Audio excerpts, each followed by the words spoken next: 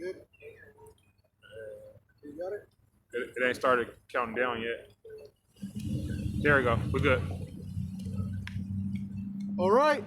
The so-called Negro, Latino, and North American Indian peoples are the Hebrew Israelites of the Bible.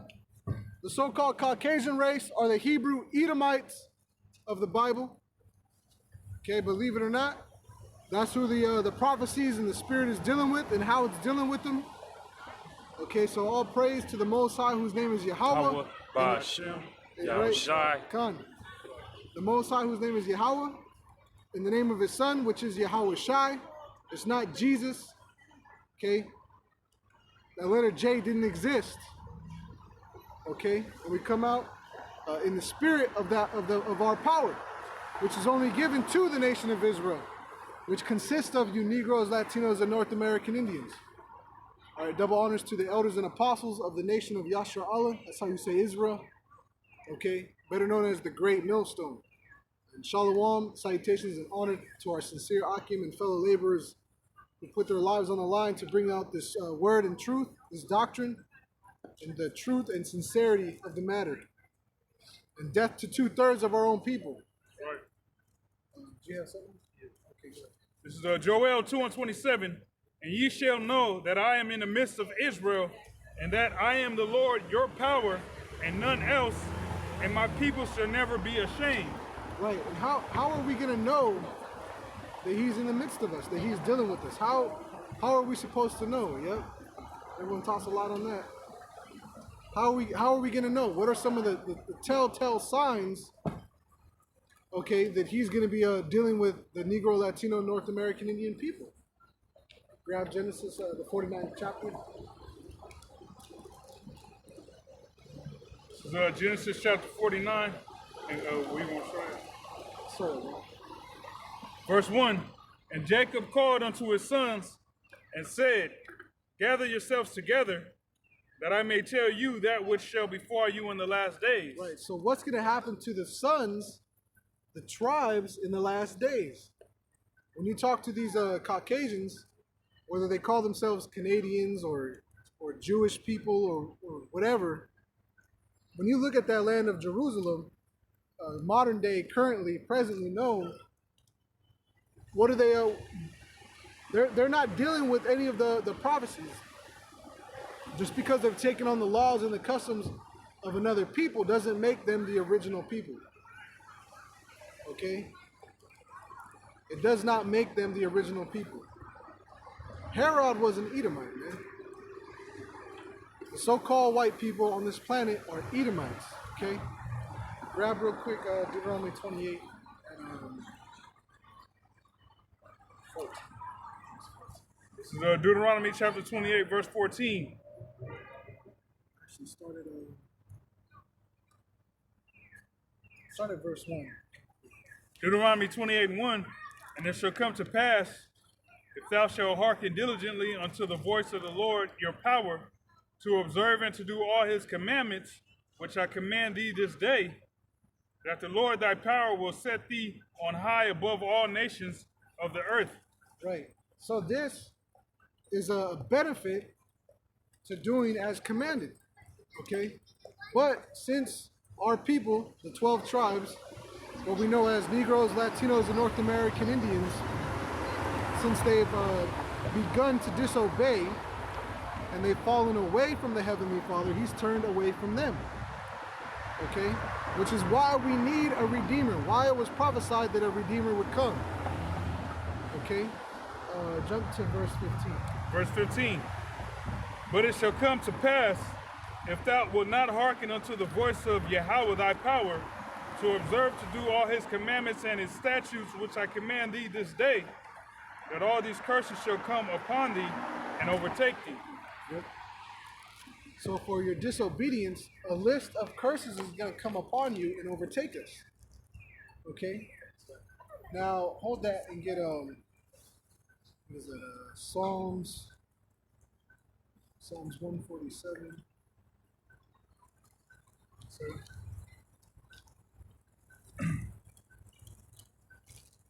Psalms 147 and 19. 147 and 19 Psalm.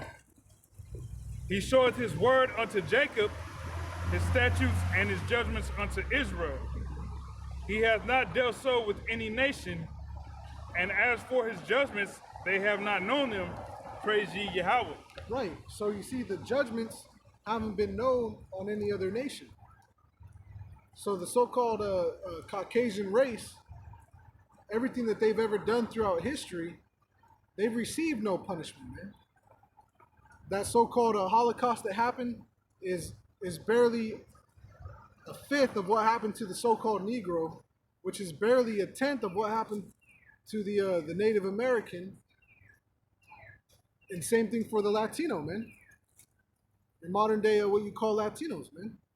The so-called white race hasn't gone through any type of a Holocaust. They don't know what it means to be punished. These other nations don't know what it means to be punished. They're able to be fruitful and multiply to avoid a lot of the diseases that plague our people specifically and not them. Yep. This is Amos chapter 3, verse 1. Hear this word that Yahweh has spoken against you, O children of Israel, against the whole family which I brought up from the land of Egypt, saying, you only have I known of all the families of the earth, therefore I will punish you for all your iniquities. Yep, you see? So only us has he known, so only us will he punish according to our iniquities. What is iniquity? Iniquity is a sin upon sin, okay? So he said he's going to punish us for our iniquities, okay? So the laws were given to us which make us able to transgress the laws, which makes us able to be redeemed. The whole point of the Redeemer coming is to save us from ourselves, to be a sacrifice worthy enough, okay, to have an atonement for the wrong that we've done, okay. And 2/3 of our people, they're not going to be given that ability to have that atonement on them or over them, okay. Can you grab Hosea 1 and 10? This is Hosea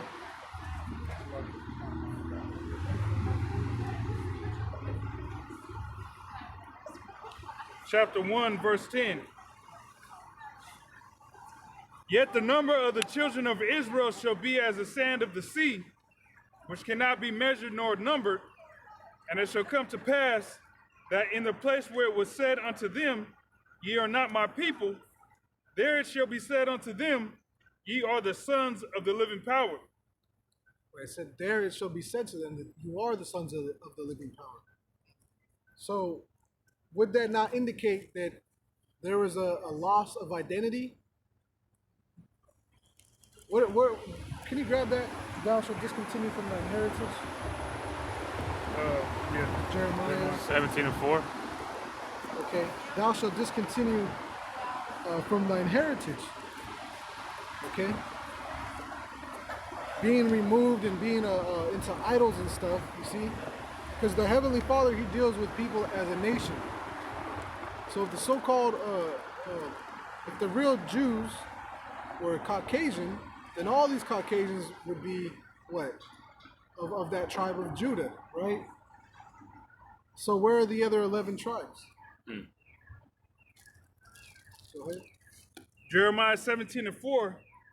And thou, even thyself, shalt discontinue from mine heritage that I gave thee, and I will cause thee to serve thine enemies in the land which thou knowest not. For ye have kindled a fire in mine anger, which shall burn forever. Go to Genesis, where it's told of Esau and Edom, or actually no, Cain. It's in Genesis, but of Cain, like the 4th and 5th chapter, where it says he will be a fugitive and a vagabond. Yeah, very little Caucasians know the actual truth about the numbers, the true Holocaust that happened to the Native American and the so-called Negro. And they know even far little. They know a lot, you know. They know very little of that own Holocaust, what they call happened to those Polacks and those Germans claiming to be Jews, man. Go ahead.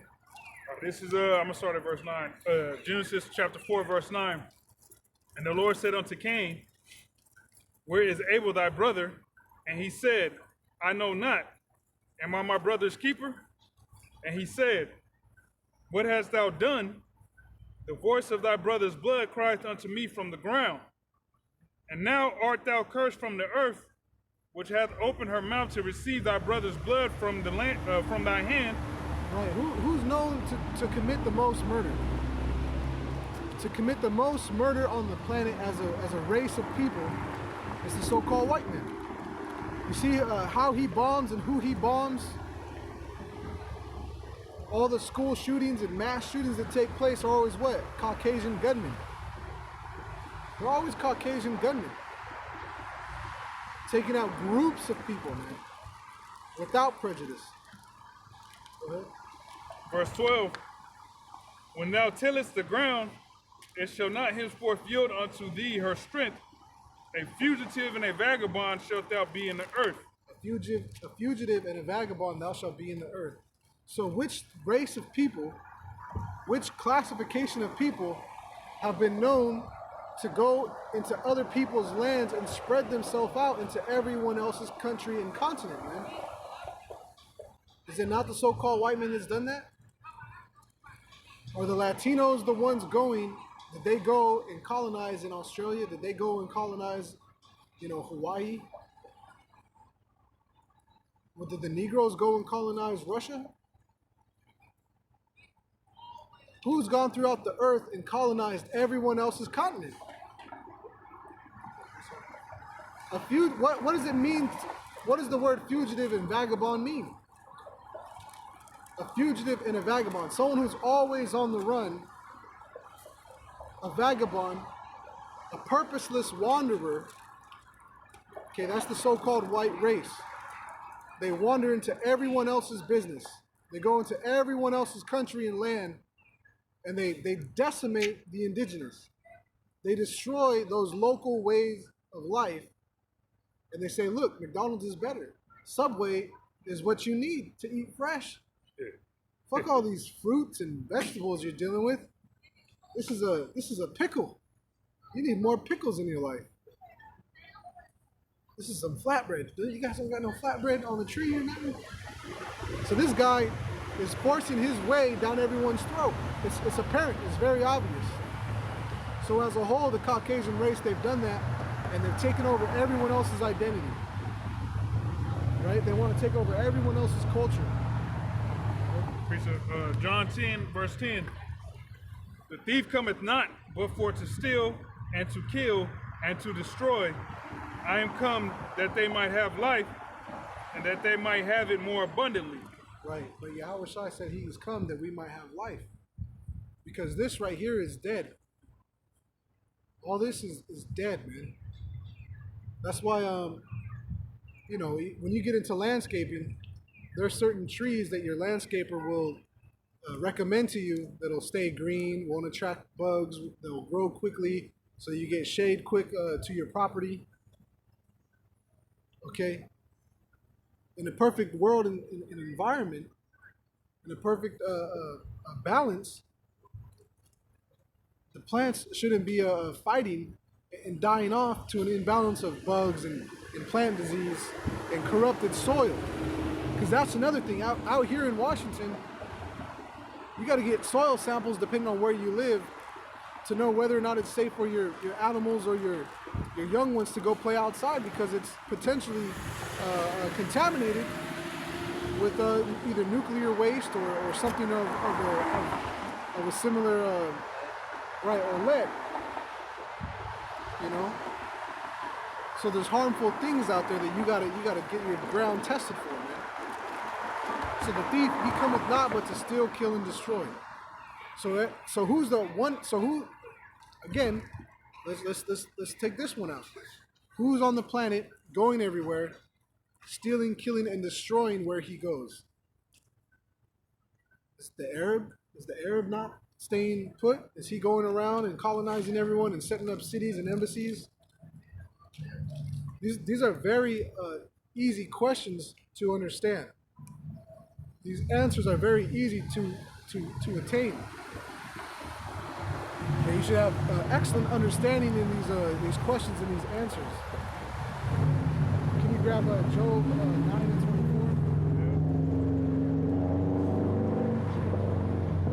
See, this is what you call, these are basics.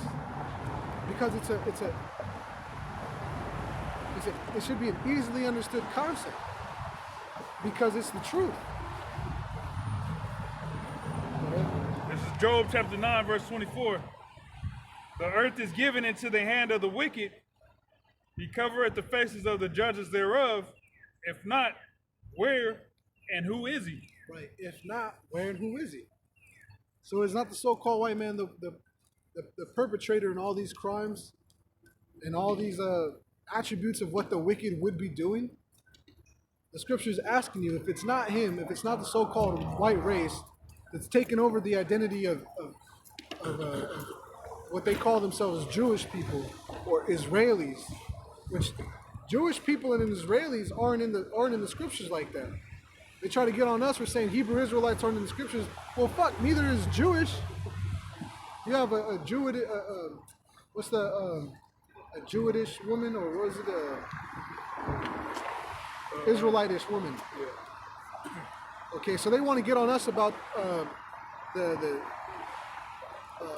the phrasing that we use, but what about the phrasing you use? See, that's a slanderer. He's slanderous against his own mother's son, man. We're brothers. We're supposed to be brothers, right? But when has this so-called white man ever treated anyone like a brother without hostility?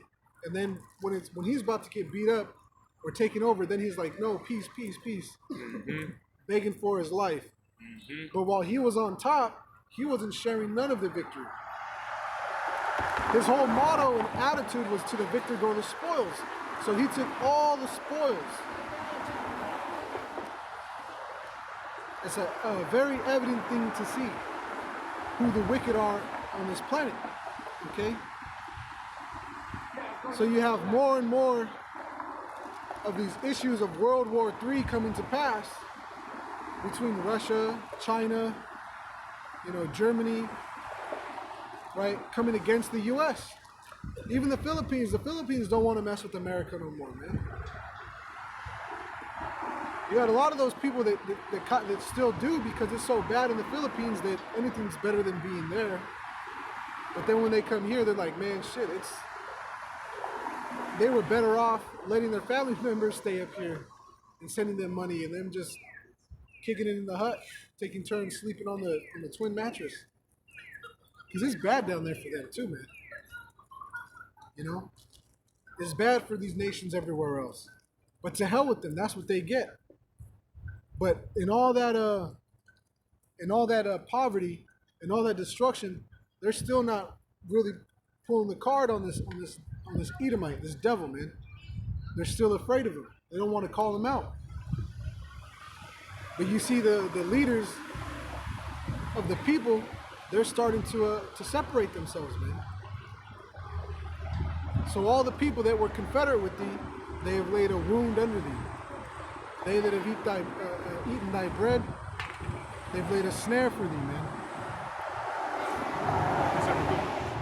This is Isaiah 33:1. Woe to thee that spoilest, and thou wast not spoiled, and dealest treacherously, and they dealt not treacherously with thee. That's America. That's these Caucasians. They've dealt treacherously with everyone else on the planet, and they expect no repercussions. They expect no get back. But they're just going to be able to be rude, unjust people, unfair people, and continue on in their prosperity. To make America great again means they gotta go through another oppressive state. They have to go through an empire of oppression to make themselves great. But the scriptures speak on how affliction shall not arise a second time.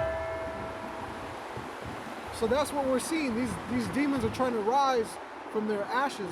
But they don't even know that they haven't even been burnt up yet. This is just the beginning of the destruction to come. This is the beginning of what's promised to come.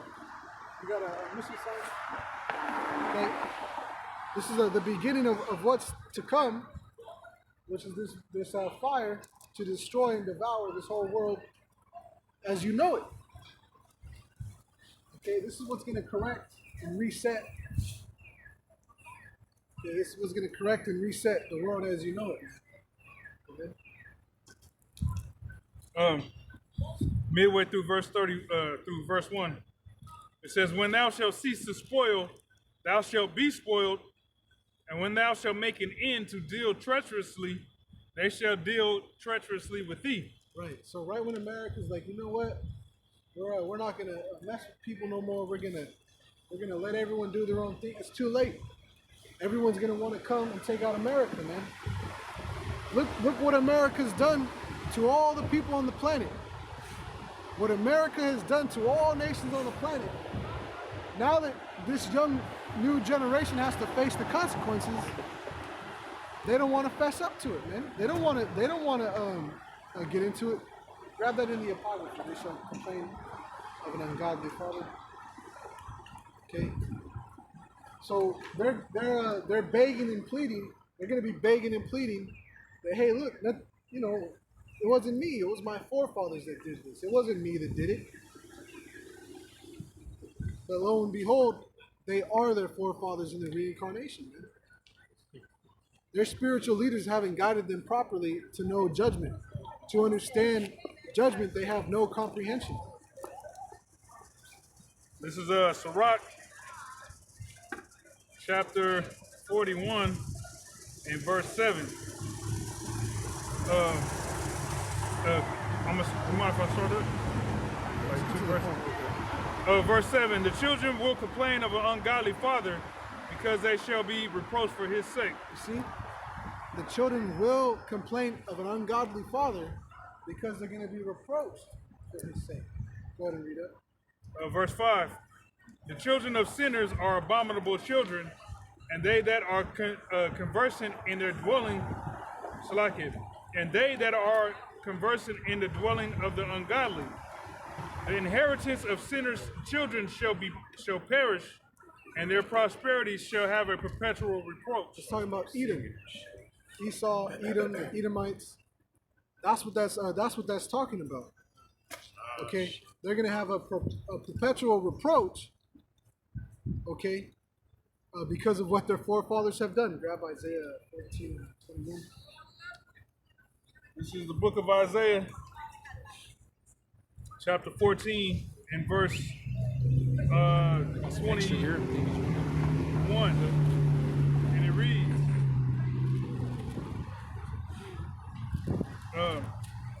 "Prepare slaughter for his children for the iniquity of their fathers, that they do not rise, nor possess the land, nor fill the face of the real with cities." Right. So what is that? Letting you know that the Caucasian population is going to be decimated, man. And that's pursuant to even the book of Obadiah. See, if Edom was truly done away with, then we would be in the kingdom of heaven. That's right. But that's not so. So I don't care. I don't care who's saying that Edom is not the so-called white man. That these Germans and Polish people are the real Jews. I don't care what they say, because what they say has no reality in the prophecy of these scriptures, man. It has no reality. It's just them, what they're speaking. The scriptures tell you if they speak not according to this word, it is because there's no light in them. The light was given to very few. Go ahead. Sirach 11 and 28. "Judge no man blessed before his death, for a man shall be known in his children." A man shall be known in his children. The children of these sinners are abominable children, man. Now, why are they sinners? Well, they broke the everlasting covenant. They broke the agreement. That's what Edom said. That's what Esau said. He said, "The days of mourning my father will come," and he said he's going to break the yoke from off his neck. Meaning what? He's going to take matters into his own hand, and he's not going to be a servant to his younger brother. So right now, our older brother, they're ruling. Right? They're like, well, we inherited this. Dad's gone. No one's here to correct us. The Most High is not with you. So they have taken up rulership for themselves. They've taken up rulership of this world for themselves. And now, this generation that exists now, they're going to be required to answer of these actions. This is Genesis 27 and 41. And Esau hated Jacob, his brother. And Esau hated Jacob because of the blessing wherewith his father blessed him. And Esau said in his heart, the days of mourning for my father are at hand. Then will I slay my brother Jacob. See? So he's like, look, hey, the authority over me is gone and done away with. Now I'm gonna slay. He said, slay my brother. How are they doing that to this day? They're still getting killed. Frank, what about that cop that was framing? They say he was a Latino Northern Kingdom, but he was framing the Southern Kingdom. He was framing dudes for like they gave him 3 years for framing people, making false arrests and accusations, getting people locked up on false charges. He only got 3 years, man. Why? Because he was doing the bidding of his master. So when you go into the laws, his eye shall be evil towards his neighbor. If the real Jews were those Caucasians over there in Israel, why are they fighting with each other, man? They're supposed to be at peace. That means that's the kingdom of heaven. That's not the kingdom of heaven, man. That's the furthest thing from peace. Okay, so like the curses are going to be upon us. Like it says in Deuteronomy 28:15, our eye shall be evil to his neighbor. So, and that's between the 2/3. Okay, because the real body of the nation of Israel is the elect, the 1/3, man. Okay, it's that the body is being gathered and perfected. Okay, so you got these guys teaching false doctrines, lacking all manner of character, lacking all manner of understanding, teaching falsely, without humility, man.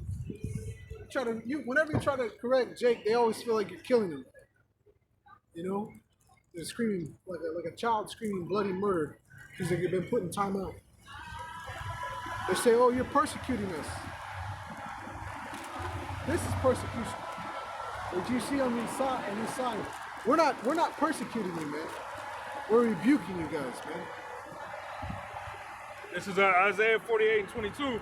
There is no peace, saith Yahweh, unto the wicked. Right, there's no peace to the wicked, man. So this is the time of year where these so-called white people, they're hella into the year, man. They're hella into this, and peace on earth and goodwill towards man, and their biggest hurdle is it too early to say Merry Christmas yet? Is it too early to say Merry Christmas? They say it all in one walk. Hey, Happy Thanksgiving, Merry Christmas, and New Year's, and all that shit at the beginning. Yeah, it's like, God damn, man. This is what they're into, So, read that again. Isaiah 48 and 22.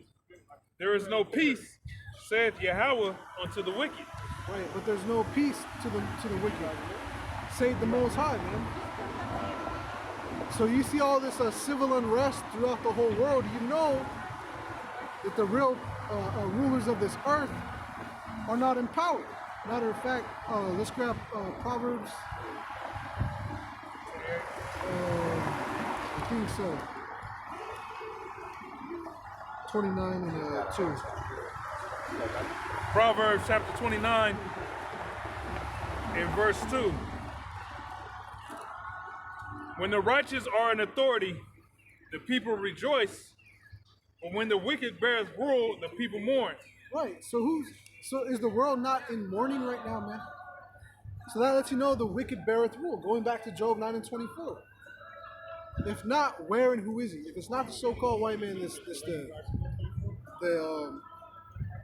the embodiment and the physical representation of evil and wickedness, being the Edomite, then who is, man? Who's doing it? Verse 12. If a ruler hearken to lies, all his servants are wicked. Right. That's what you see in these Americans, common American citizens. Can you jump up to verse 7? Verse 7.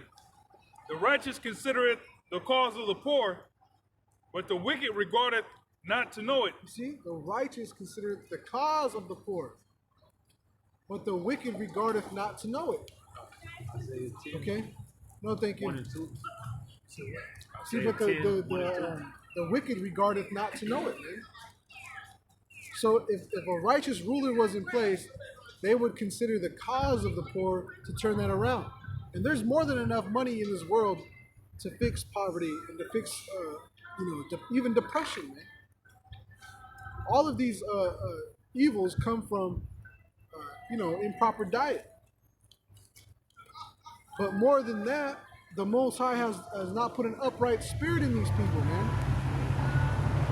Because he's proving that he exists. He's proving that he created a wicked nation of people to be his adversary. That's what Satan means. Satan just means adverse, or adversary.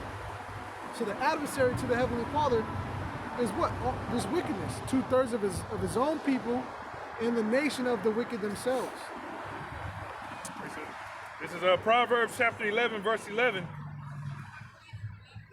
By the blessing of the upright, the city is exalted, but it is overthrown by the mouth of the wicked. So read that one more time. Proverbs 11 and 11. By the blessing of the upright, the city is exalted. By the blessing of the upright, the city is exalted. So because of the 1/3, okay, Israel is exalted.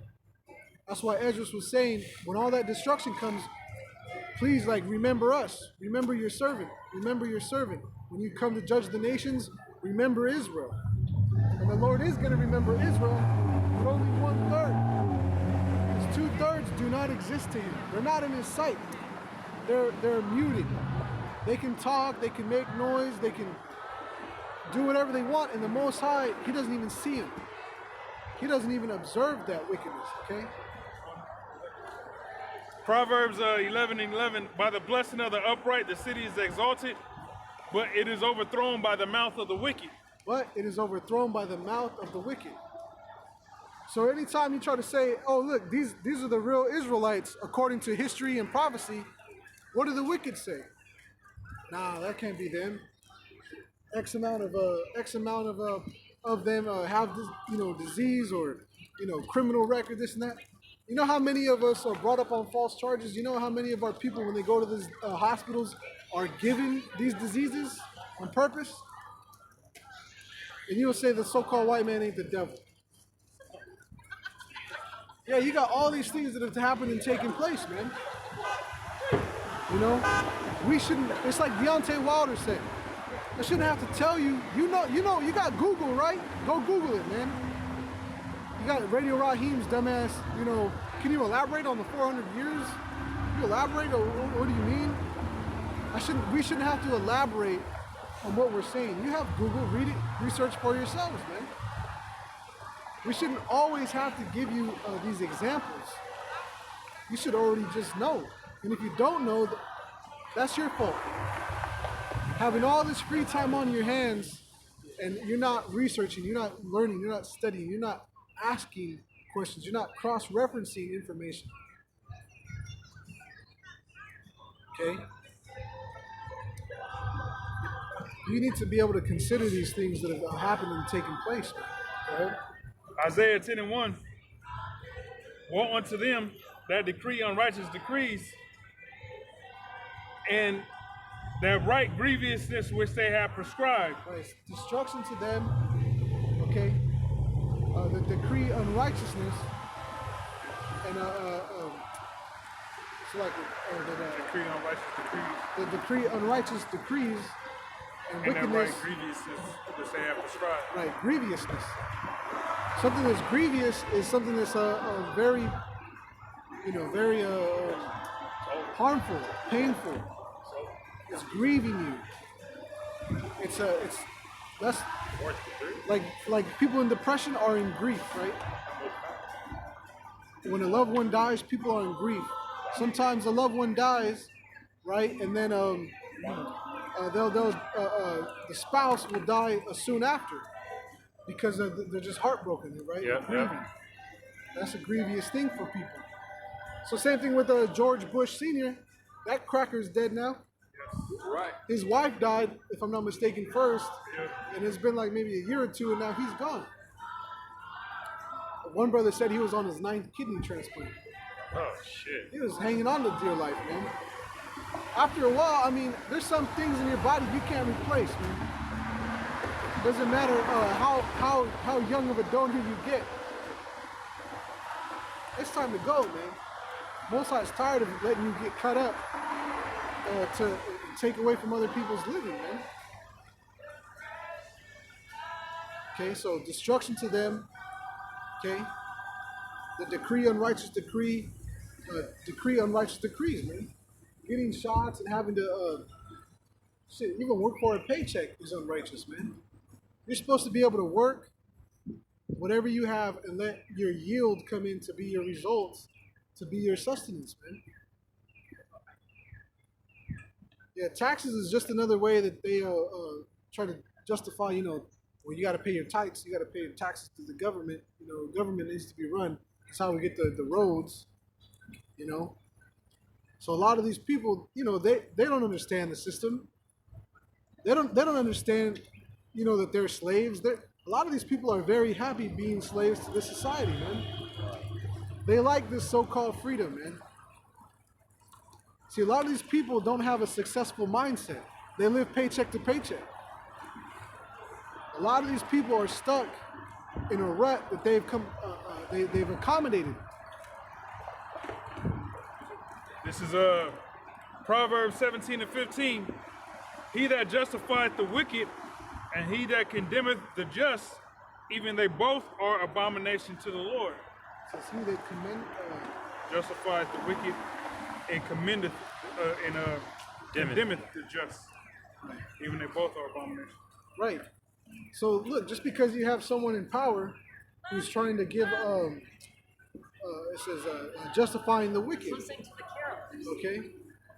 You get one of our people in power trying to justify, what the so-called white man is doing or what he's done, or even these other nations amongst their leaders against their people. Most sees that as an abomination, man. He's sold out. That's what it means when you sold out. A lot of our guys that teach this, a lot of our people, they know they're Israelites. They'll go out and teach, but they'll justify the wicked, man. They'll say, oh, the so-called white man ain't all bad. They're not all bad. That ain't my devil. That ain't my devil. Hey, well, look at Paul Light. He's getting evicted out of his shit, man. People in New York don't want him back, man. Okay, he's found out to be a con artist. He's got a huge lawsuit against him. You think it stops there with Paul Light, man? You're gonna see it happen and be exposed to all these other guys, man. The scriptures break it down and give you understanding. But a lot of these guys, they don't want the correction. They don't want the understanding because they think that they got it on their own. The Most High set up teachers. What do you think the Ethiopian eunuch was saying when he said, I need a teacher to teach me?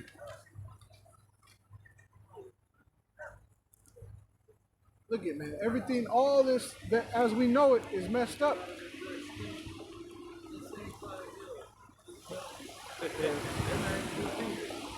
Yeah, they must be lost. Yeah. It's that holiday backup. They need that holiday backup. Hey, and that's another thing, man. Hey, these cops, they always swarm on the scene, because really they're scared, man.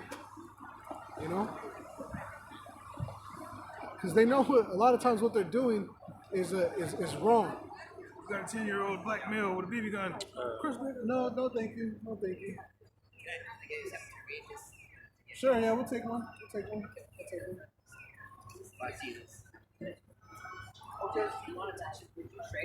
Oh, okay. Thank you. Yep. Appreciate it. So, but let's get the image. Let's start with the image. Okay, you mind coming up? Yeah, come around. Okay. Yeah, so, this... Okay. Yeah. This is what people say he looks like, right? Right, we know Oh. that. But if you go according to the scripture, if you go according to what the scriptures say in his tribe, it actually comes up with so this image is just modeled after conceivable work. We don't have the Da Vinci. He did it in the time of Renaissance. So it's like even the blue eyes. She was like, oh God.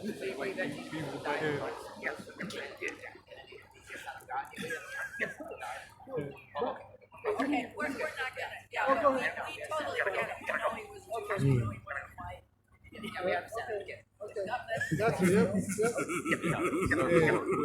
They gotta get on that As soon Segway as she move seen out. that, she's like, oh yeah, we got it. Yeah, Already. you We gotta got go it. now. Yeah, that's good. That's good. You know, right? But you know what? That's gonna come to pass. That these people are gonna say, oh, you know, we've erred, not knowing the truth. You know? Now you know what's funny is they're able to hand out these little pamphlets and flyers, and no one's gonna catch them, right? No one's gonna catch them, and a lot of people they're not gonna. Some people, you know, people throw them away, throw them on the floor. Yeah. And the cops are supposed to be looking and kind of figure out like, hey, well these people are littering. I'm like, what do you mean? And you'll see the flyers on the floor and shit. So even though they're passing, you gotta have a permit for that stuff. You know, typically that's how the city works. You need a permit to hand shit out because if there's a garbage or whatever, it's like, well, at least you paid the permit to cover that, to help cover the fee for the worker that's got to go out and clean, sweep, whether it's a parade or not. You know, you need that there. You know. So yeah. Anyway, you know, they boogied up the block because look, this isn't an accuracy. This isn't truth. That's why it says the thief cometh not but to steal, kill, and destroy. He's the perfect destroyer of the world, man. Go ahead. This is Micah 2:1. Woe to them that devise iniquity and work evil upon their beds. When the morning is light, they practice it because it is in the power of their hand. Right. When the morning is light, they practice it. So they come up with these plans in the secret, in the dark, and then the next day, in the wee hours of the morning, when everyone's still asleep, they start passing legislation. They start getting these votes going. You know, they work into the late hours of the night and still wake up early to make sure that they accomplish their abominations. That's nasty. She swung that shit from left to right. So Yeah. Micah 2:2. And they covered fields and take them by violence, and houses and take them away. So they oppress a man in his house, even a man in his heritage. Right, so they oppress a man in his house, even a man in his heritage. A man's heritage, man. And them passing on righteous decrees is them doing that. Yeah. Oppression, you know? Right, I mean, even all this, look at, man, when you get into the scriptures, who you call Jesus wasn't born in December. The Passover was never held in December. He was born on the Passover. Show me where it says the Passover is in December where there's snow. Right, the month December never existed. So these people just live in lies, and they love to be lied to. Especially women. Women are the biggest liars on the earth. That's not their real face. That's not their real hair. That's not their real nails. That's not their real height. That's not the way that their body is shaped. These women got everything going for them to be the perfect liars, yet you got to be 100% true. What the hell for? That's why a lot of men are getting brides from overseas, because they're more respectable. They're in order. The word woman itself means servant and slave. A lot of these women talk about women's rights. The word woman means slave. But these people don't know goddamn thing, man. These people don't know nothing, man. They're all looking at Pokemon. They're all looking at BOGO sales. They're all shopping till they drop, man. America is never gonna rise up. America is never gonna reclaim its status that it once had. It's over. From here on out, it's death and destruction. There is no going up. There is no going forward in prosperity for America.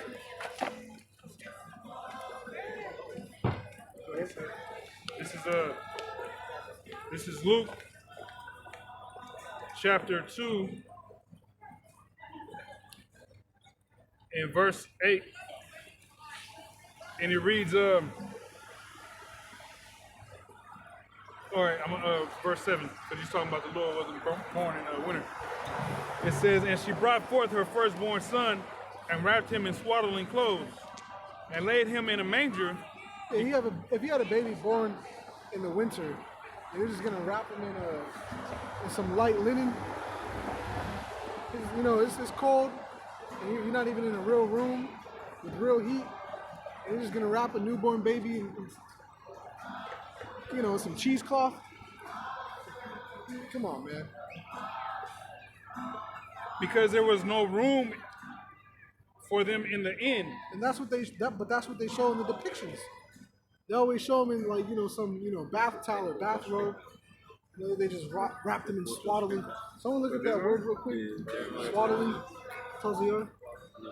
What's that word? That's a piece of that.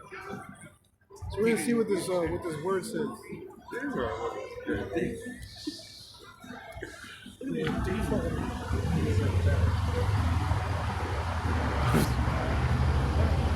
Everybody just This is the word swaddling from the Strong's G 4683, and it says sporgano or sporganu. It says to wrap in swaddling clothes the infant just born.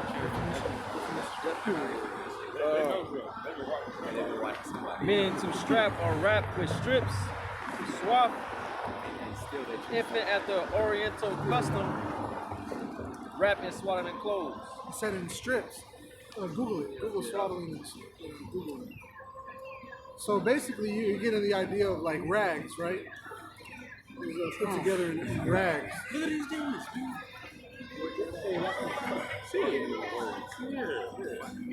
Okay. They're drawn out just all around us. So the word swaddling, Yep. this is straight off of Google.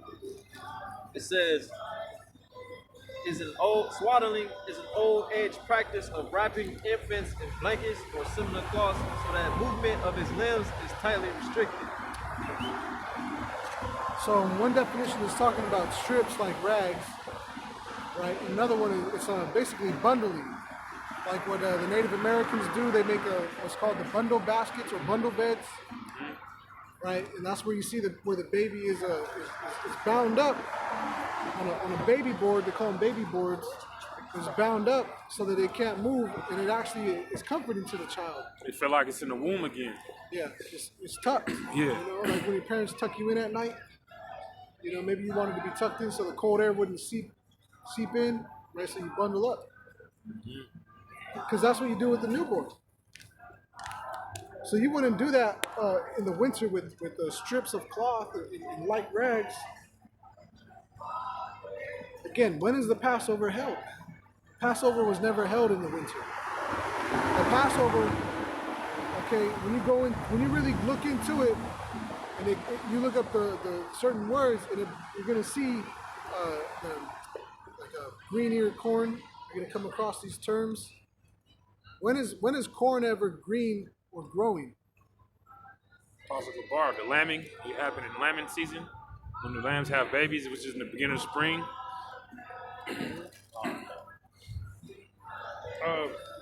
Verse 8, Luke 2 and 8.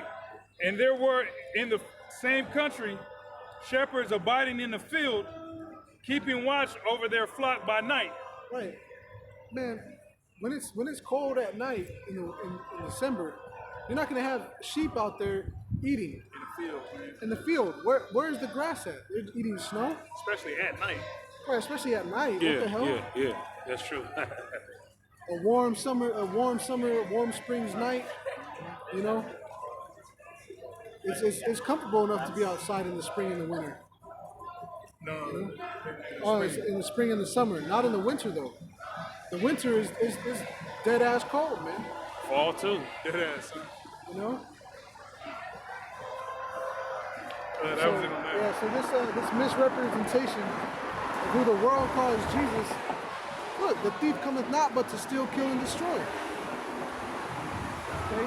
He covered the faces of the judges thereof. If not, then where and who is he? So there's questions that are constantly asked and statements that are made Can you read that? that are very direct. Okay, they're very direct. So it shouldn't be a hard thing to get on. Grab all Revelations 13.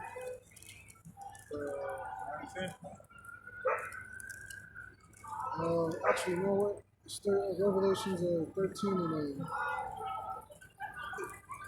15. 13, 15? Yeah. Alright, this is Revelation chapter 13.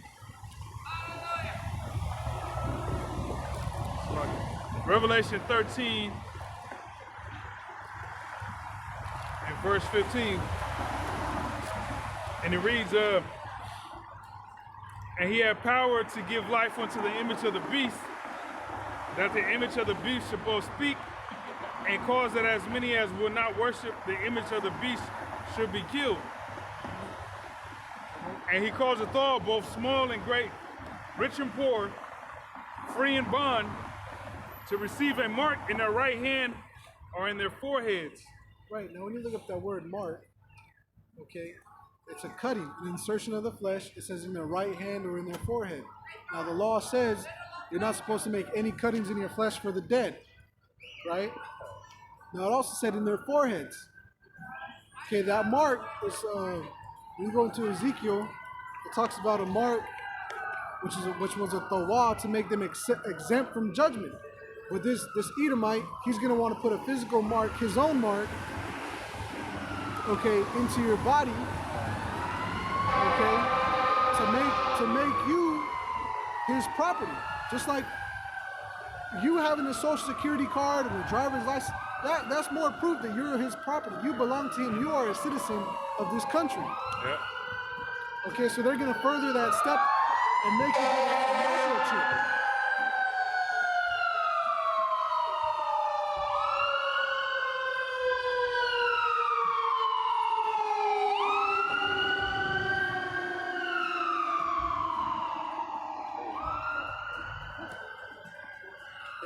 All this peace and love is it's a lie, man. All this, brotherly, so-called brotherly love for these holiday seasons, it's all bullshit. Verse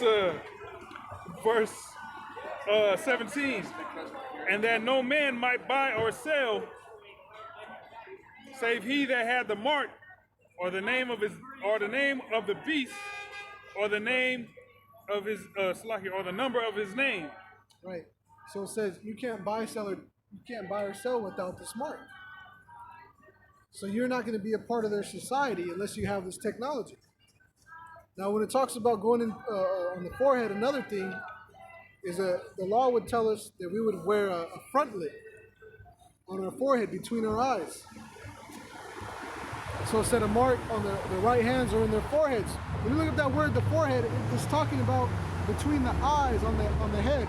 Now, between the eyes, according to the law, you would have a frontlet. And sometimes you see those Jewish bastards with the little black box, and they got the laws written in it. So that way, it's always on our mind. But they use the law to their benefit. Even though it was never given to them, they've just taken the identity, and the UN and NATO and the EU has promoted that and then fed people those lies. All this money that America sends them and all this aid, and it's still not a city of peace. It's a city of turmoil, man. And it looks like shit when you go there. They might have little areas where it's like a nice walkway and this and that, But you zoom out and you look around that whole area, it's just a desert. There's no prosperity there. The land is dead, man. Because strangers are sojourning there, man. You have strangers in the land. So it's not going to yield that full fruit. Just like what was told to Cain when he killed Abel. That the land would no longer yield its full strength and its power. Precept. This is Deuteronomy 6:6. And these words, which I command thee this day, shall be in thine heart. And thou shalt teach them diligently unto thy children, and shalt talk of them when thou sittest in thine house, and when thou walkest by the way, and when thou liest down, and when thou risest up. And thou shalt bind them for a sign upon thine hand, and they shall be as frontlets between thine eyes. See? And they shall be as frontlets between thine eyes. Okay? So you're supposed to have this in you internally. Now, if you take this microchip, you're basically you're trying to override what is supposed to be in you programmed already. So if you're a Negro, Latino, or North American Indian, man or woman, child, infant, whatever, you're not supposed to take this chip, man. You have no business doing this. You have no business taking a microchip, man. All these other people, these Arabs, these Caucasians, these Asians, these Islanders, these Aboriginals, they can take the microchip. The Lord don't give a shit about them. They can take all the chips they want. The law was never meant for them to get it. And watch how many of these Edomites and Jewish people are going to take a microchip. Watch how many of these Jewish people are going to take a microchip. Just watch. Go ahead. Revelation 13:18. Here is wisdom. Let him that hath understanding count the number of the beast, for it is the number of a man, and his number is 666. His number is that's 666, right? That's a binary language, a numerical language, the beginning, middle, and last of a UPC code, or universal product code, is the 6, the 6, and the 6. So that's what they saw. That's what was given to them to see. Okay, 6 being the number of a man. So they created this UPC code, and it started with George Senior Bush back in like the 80s when they first introduced UPC codes, and they would go to the grocery store. See, before cash registers, they had to punch everything out, and it was like a calculator. They had to ring it up. You know, it was like an analog calculator. Calculator. It was analog. It wasn't digital. So later on, the digital age comes, and they create these UPC, universal product codes.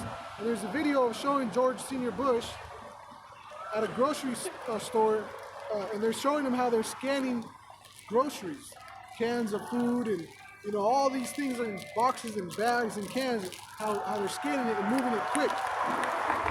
So it's a lot faster than having to push these buttons, like a giant calculator. Now, they're pushing, it's going to create, the ease of your inventory, the ease of quicker, getting people in and out quicker, So they have these things that they're going to say are benefits, which truly are of no benefit, man. You know how often technology fails, man? So with all the failure of technology, people still overlook it. And they still trust in it. These people are going to trust in this chip. You see, it's not that big.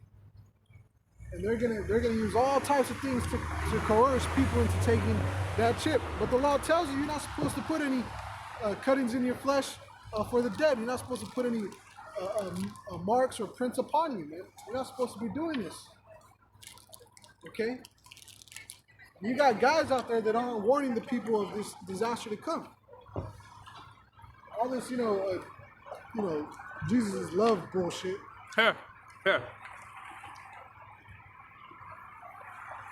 Wow, it's funny that they got John 10 and 10 in here too. They got a couple joints in there. Jeremiah 29 and 10, I think it was. It said, the Most High is going to bring you peace and not evil. Yeah, these people are bugged out, man. They cherry pick the scriptures rather than knowing what the actual story and purpose of the entirety of it is, man. Did you have something on that? Yeah.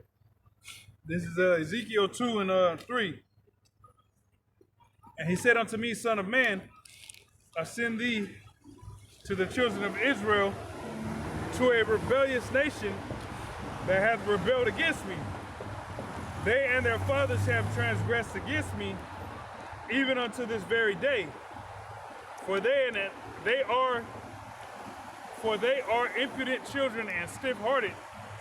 I do send thee unto them, and thou shalt say unto them, Thus saith Yahweh power. And they, whether they will hear or whether they will forbear, for they are a rebellious house, yet shall know that there hath been a prophet among them. And that's the point of us coming out here preaching this word, and the brother was going into the market of the beast. You got camps, that's not teaching the children of Israel what the market of the beast is according to the scriptures. With Greatmillstone, we actually do that. Now, whether the children of Israel actually listen or not, which we know that the elect will, but the 2/3 won't. So whether they listen or not, hey, the blood is off our hands. All right? But when those things come to pass, the market of the beast actually gets implemented when the society shuts down, and you have to comply with taking the chip or suffering persecution. That's when these rebellious Israelites is gonna know that a prophet indeed has been amongst them. All right, because right now these people, they think we're crazy. They think we just out here for no reason, just talking to be talking. All right, which the Lord, that's to be expected. These people to look at us in the light in which they do. How did majority of the Israelites look at the Lord and his disciples, man?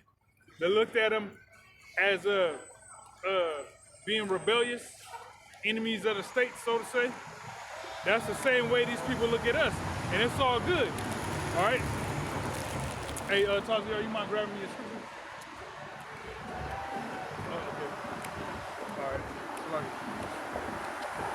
All right. As the scriptures say in Matthew, that you're blessed when or woe unto you when everyone speaks well of you, and everyone doesn't speak well of a true man of the Lord. So that's good for us, Blessed are you when men shall revile you. Mm-hmm. Yeah, who's that? Hey, 11. Oh, this is Matthew chapter 5, verse. I'm gonna read 11. Blessed are ye when men shall revile you and persecute you, and shall say all manner of evil against you falsely for my sake. Right. Will say all manner of evil against you, right, falsely for his sake. So that's the persecution that he's talking about. Where people are going to be hating you, reviling you, really, where they're going to be looking to take your life. That's what persecution is. When you're actually speaking, see, these people, they don't want to know the real truth of the scriptures. It's always women that want to come and be like the ambassadors of good feelings and charity and morality. It's never the men. Why is that, First of all, you got to understand the Spirit isn't dealing with women like that, man. The Spirit isn't dealing with women to be the ambassadors and the moral caretakers of conversation of the scriptures, man. The Most High doesn't have prophetess. He has prophets. Okay? He has males as prophets, not females. He has men doing this work, not females. But that's what you always see is these women, and they're always old and decrepit after they sucked it, after they sucked the life out of many men. They're now all of a sudden they want to be, clean. Now all of a sudden they want to, recognize their evil.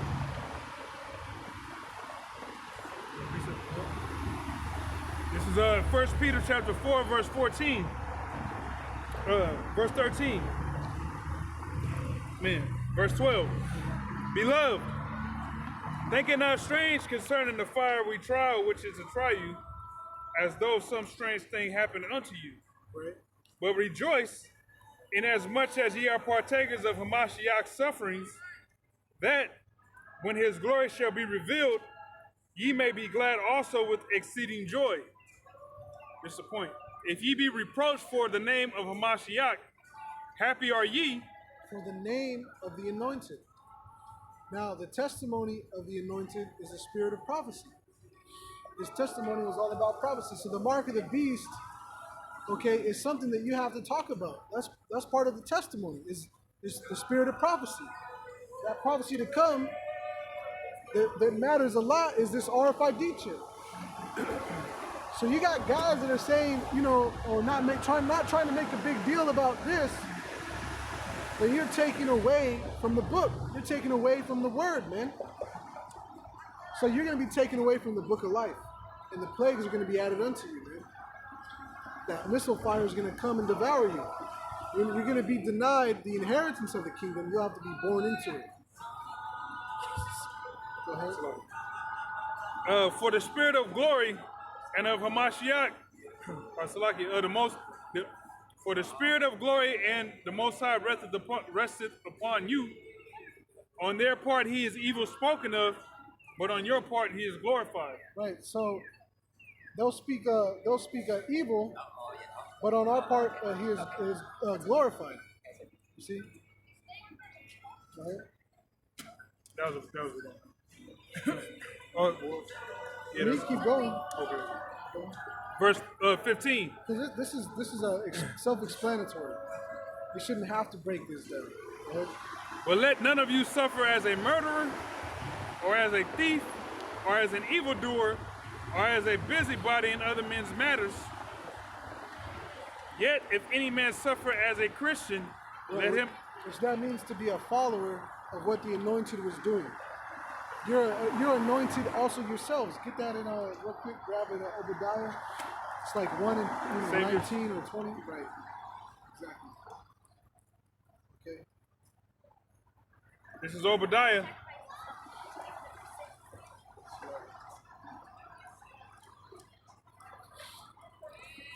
Obadiah verse 21. And saviors shall come up on Mount Zion to judge Mount East. That's not it. Well, that is it. Actually, because the Savior shall come up on Mount Zion and shall judge the Mount of Esau. So when have the anointed, the Saviors, been able, because that's what the Saviors, the saints, the sanctified ones, the ones chosen by the chosen, ordained to go and bring forth fruit, and if that fruit should remain, they're going to judge another nation of people. Okay? And the king and the kingdom shall be the Lord's. So when that happens, when that takes place, then we'll be in the kingdom of heaven. And for the kingdom of heaven to exist, America needs to be destroyed.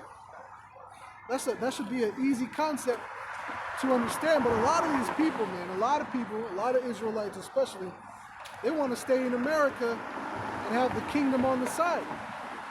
They want to be in the kingdom and have America on the side. You can't have both, man. You're going to love one and hate the other. So if you love America and you have all this hope and, hope in humanity, you're not in the spirit of the truth, man.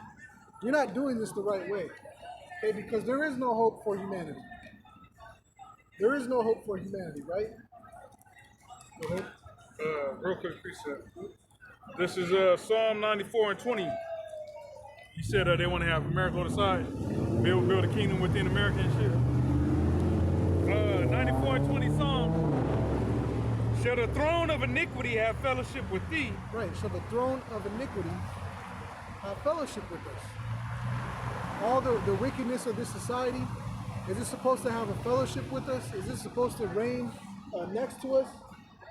Like you got, here's this city, Seattle, but within Seattle you have Burien and South Park and Des Moines and Capitol Hill You know, we're not going to have the kingdom of heaven. Oh yeah, and then by the way, you know, there's a little land of America over there that, you know, they're still making, you know, GM parts and shit. Or like over in Dubai, they got a man-made. They got man-made islands of every continent. You know what I'm saying? Those things are sinking constantly. Yeah. But that's that's what they want in the kingdom of heaven, to have like some America shaped memorial. Right. You know what I'm saying? Right. And it's not going to be the case. It's not so. Shall the throne of iniquity have fellowship with thee, which frameth mischief by law? By law, which frameth mischief by a law, man. Because if you notice, a lot of the laws that America has, they're corrupt, like that whole child support thing. But you know what? It had to be put in place because a lot of men weren't being men. They weren't owning up to their responsibilities.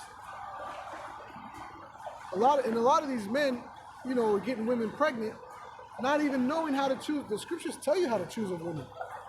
You're not supposed to choose a woman for her beauty. You're actually supposed to choose someone who's like-minded. It says she's supposed to be a helpmate, one like unto thyself. So if you're a lazy piece of crap, by all means, get a lazy piece of crap. If you're a fat bastard, by all means, get a fat bastard. But if you're motivated to do better and grow in life, then that's what you're supposed to be getting. You should be worried if you notice that you're always attracting thoughts. Like, God damn, why am I always attracting thoughts? Well, you didn't change something about you. You need to change the bait. You need to change, man. The world will react to your changes. You know? The scriptures, they tell you how you're supposed to find these women. Don't use much the company of a woman that is a singer also. And these women that are so-called artistic, leave them alone, man. Leave those artistic women alone. You don't want to deal with no goddamn artist. Because she don't care about making money. She's the most spiritual thing on the planet. She got hairy armpits, hairy legs. You know, she's very creative, and her works may be beautiful, but the way that she takes care of herself and how she runs her business and how she deals with her finances, these women that are artists are terrible. Yeah, I know I'm making a generalization, but so it's also an observation. To be bluntly honest, man, you're not going to really find a real woman in this community. And you women, you're not really going to find a real man in this society.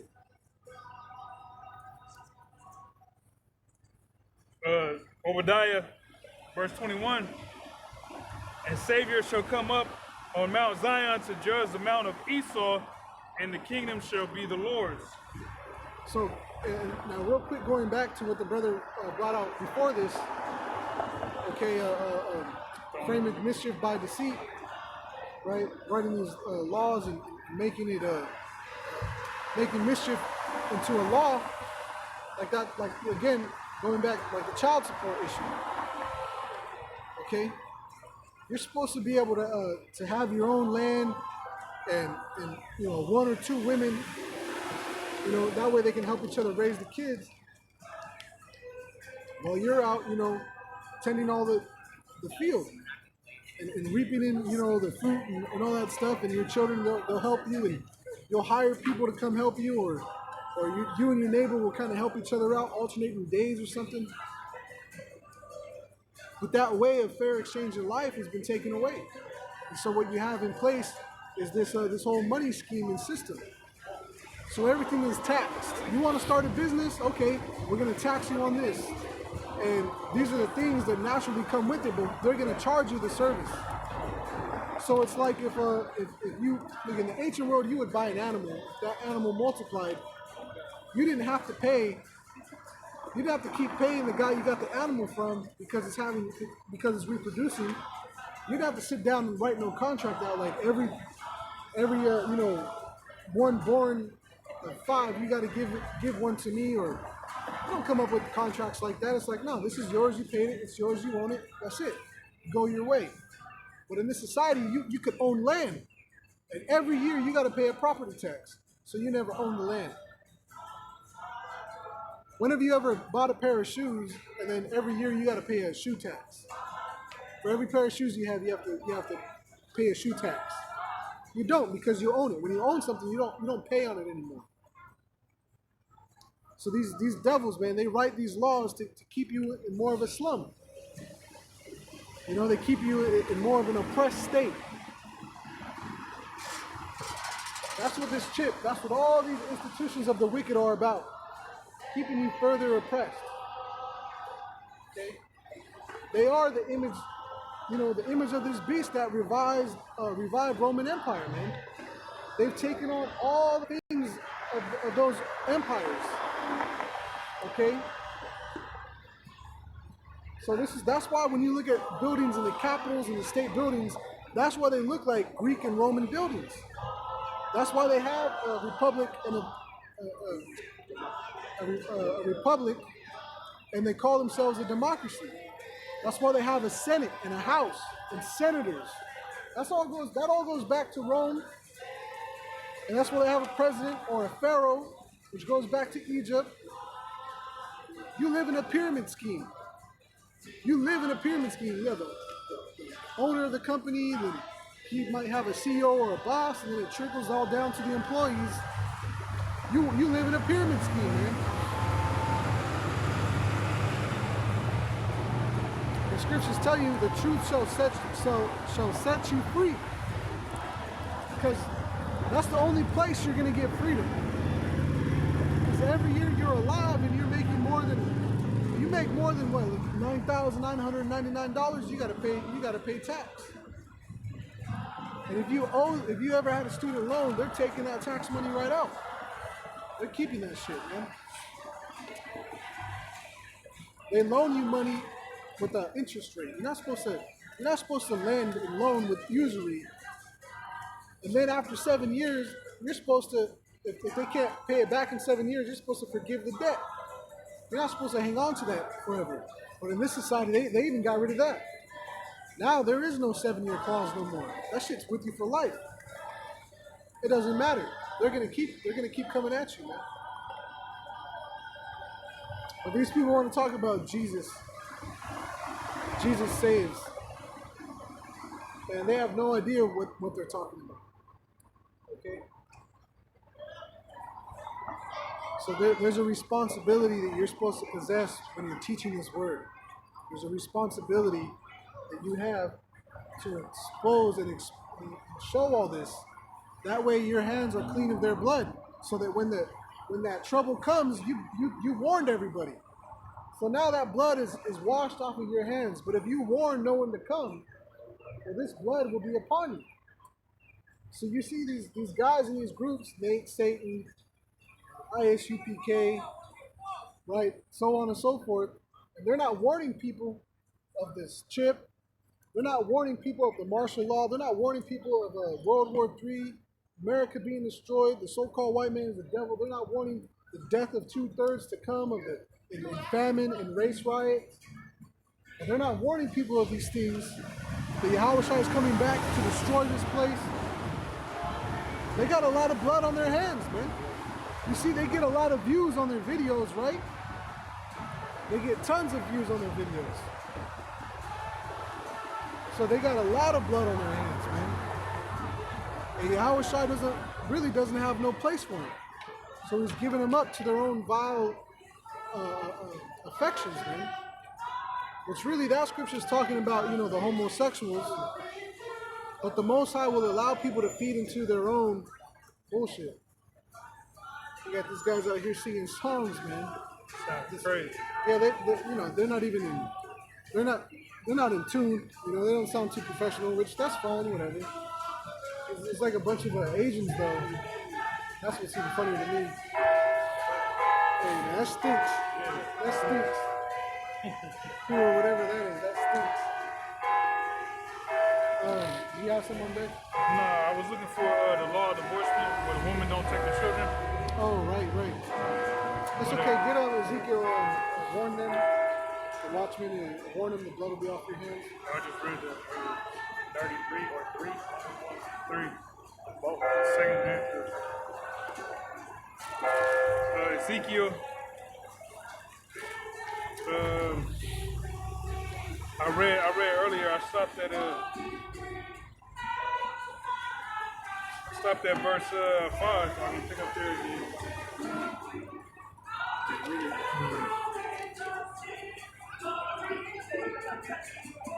Whether they hear or whether they forbear. That's okay. Or the blood shall be upon their hands. Okay. So the thing is like 30 something.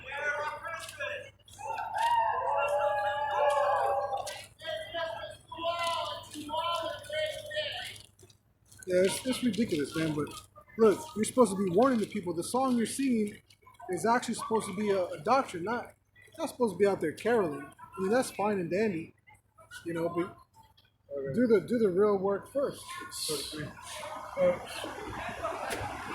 Ezekiel 33 and verse 1. And again, the word of Yahweh came unto me, saying, Son of man, speak to the children of thy people, Right? and say unto them, Now that sounds like a separation. It says, speak to your people. Speak to the people. Which people? What's the subject of the people here? The nation of Israel. No other nation. Most High was never sent or sent anyone to deal with any other nation. Go ahead. and say unto them, when I bring the sword upon a land, if the people... What does the sword mean?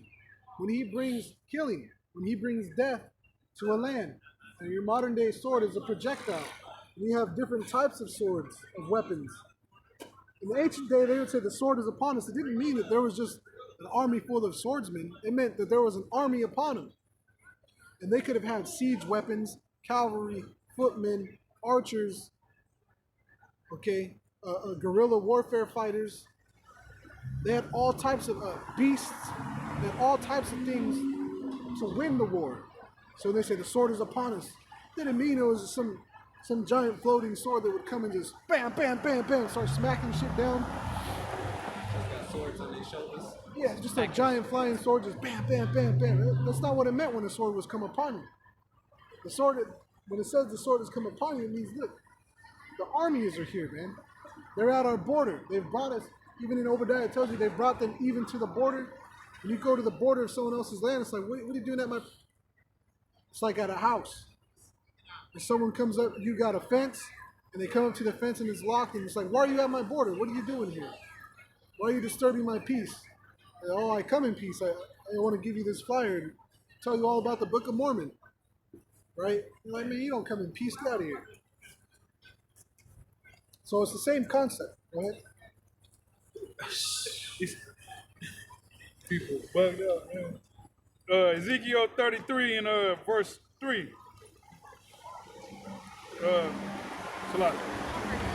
Midway through verse 2. When I bring the sword upon a land, if the people of the land take a man of their coast and set him for their watchman, if when he seeth the sword come upon the land, he bloweth the trumpet and warn the people, then whosoever hearkeneth, heareth the sound of the trumpet and taketh not warning, if the sword come and take him away, his blood shall be upon his own head. So hang on, real quick. Let me get Sirach 4 and 7.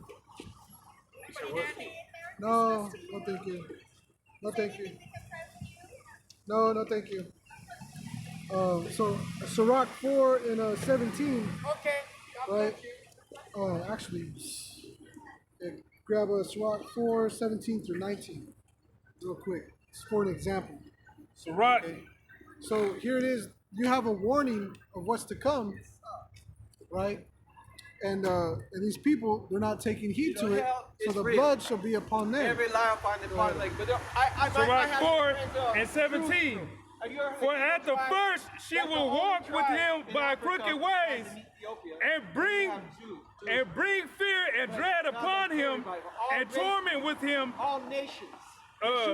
his discipline with her discipline until she may trust his soul and try him by her laws. In the name of Jesus, Then will she return the straight way unto him and comfort him and show him her secrets. But if he go wrong, she will forsake him and give him over to his own ruin. Right. So the exact same example.